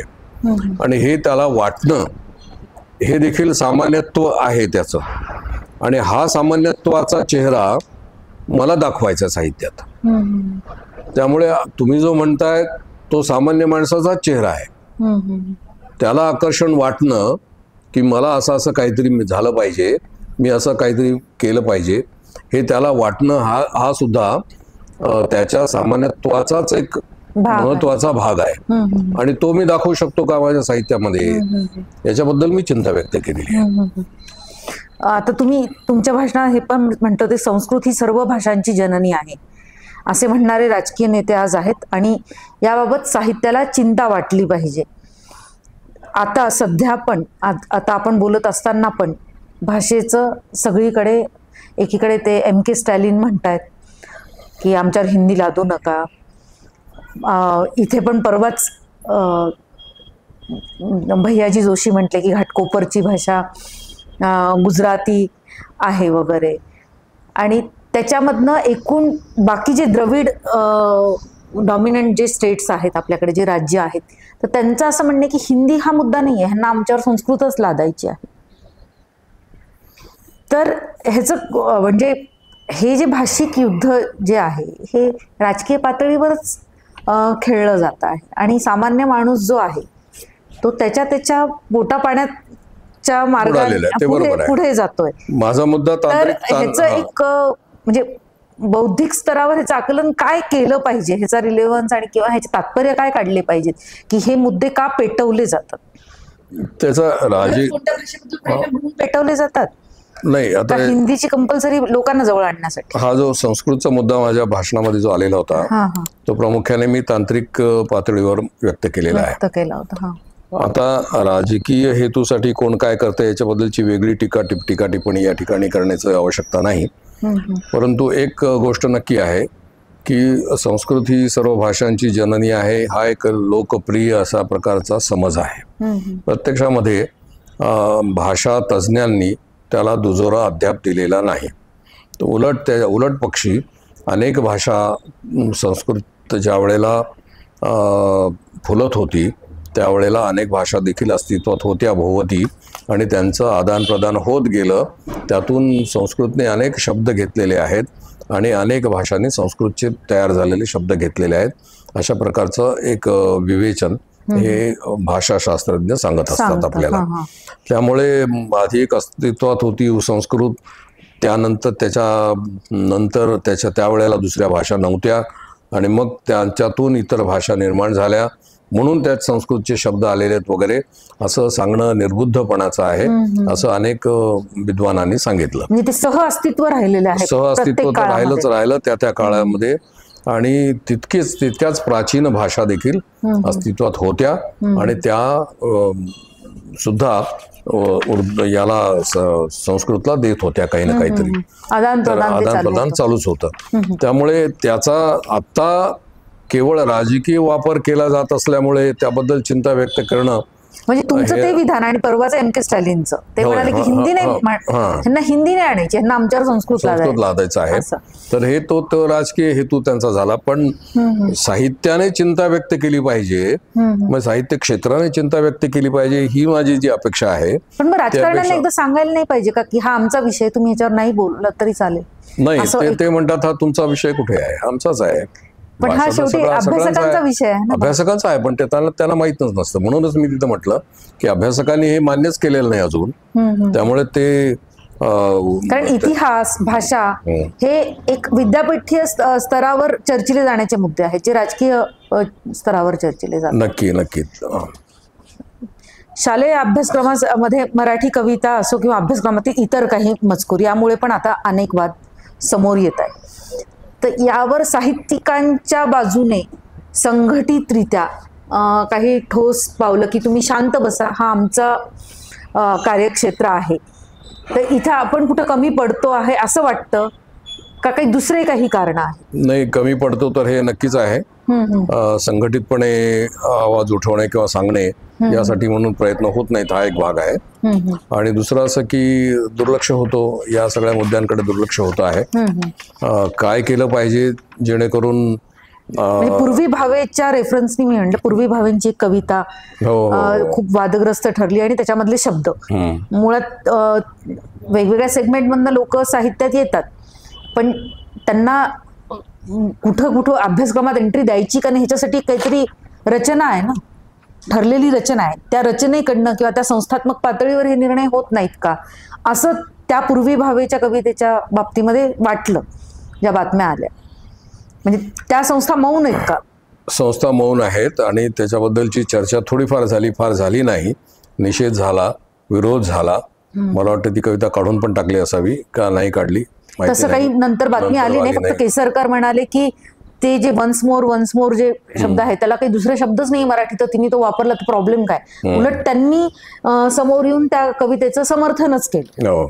आणि पहिलीच्या पुस्तकात त्याची कारण वेगळी आहेत, ती राजकीय आहेत, ते आपण बाजूला ठेवूयात. परंतु साहित्यिकांच्या बाजूने काही निषेध आणि चर्चा जरूर झालेली आहे, मर्यादित स्वरूपात झाली होती, परंतु अशी होत असते. ज्या ज्या वेळेला असे प्रश्न उपस्थित होतात त्यावेळेला फार मोठ्या प्रमाणामध्ये होत नाही. त्याची कारण संघटित साहित्यिक संघटित नाहीये असंच म्हणावं लागेल आपल्याला. अच्छा, ओके. आता उदयोन्मुख जे लेखनाचा प्रयत्न करतायत किंवा त्यांना उदयोन्मुख लेखकांसमोर अनेक आव्हाने आहेत, तर तुमच्या अनुभवाच्या आधारे थोडंफार त्यांना सांगा की जे प्रयत्न करतायत तर त्यांच्यासाठी काय तुमचे म्हणजे काय सल्ला नव्या लेखकांसाठी, नव्या लेखकांना काय करावं. एकदा मी असं म्हणालो होतो, एका नव्या लेखकांना मार्गदर्शन करण्याची बरीच शिबिरं मी घेतलेली आहेत. मला तिथे मुद्दाम बोलून सांगतात की तुमचं मार्गदर्शन द्या तिथे. त्यामुळे कथा लेखन शिबिर, कादंबरी लेखन शिबिर, अशा अनेक शिबिरांना मी हजेरी लावलेली आहे.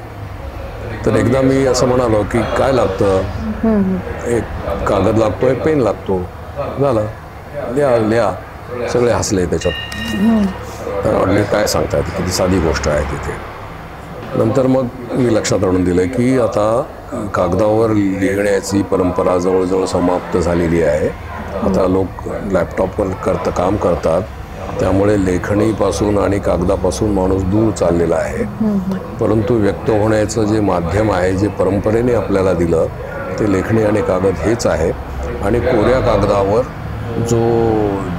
कागदातून जी हाक ऐकू येते लेखकाला आणि कवीला, कारण तसे शब्द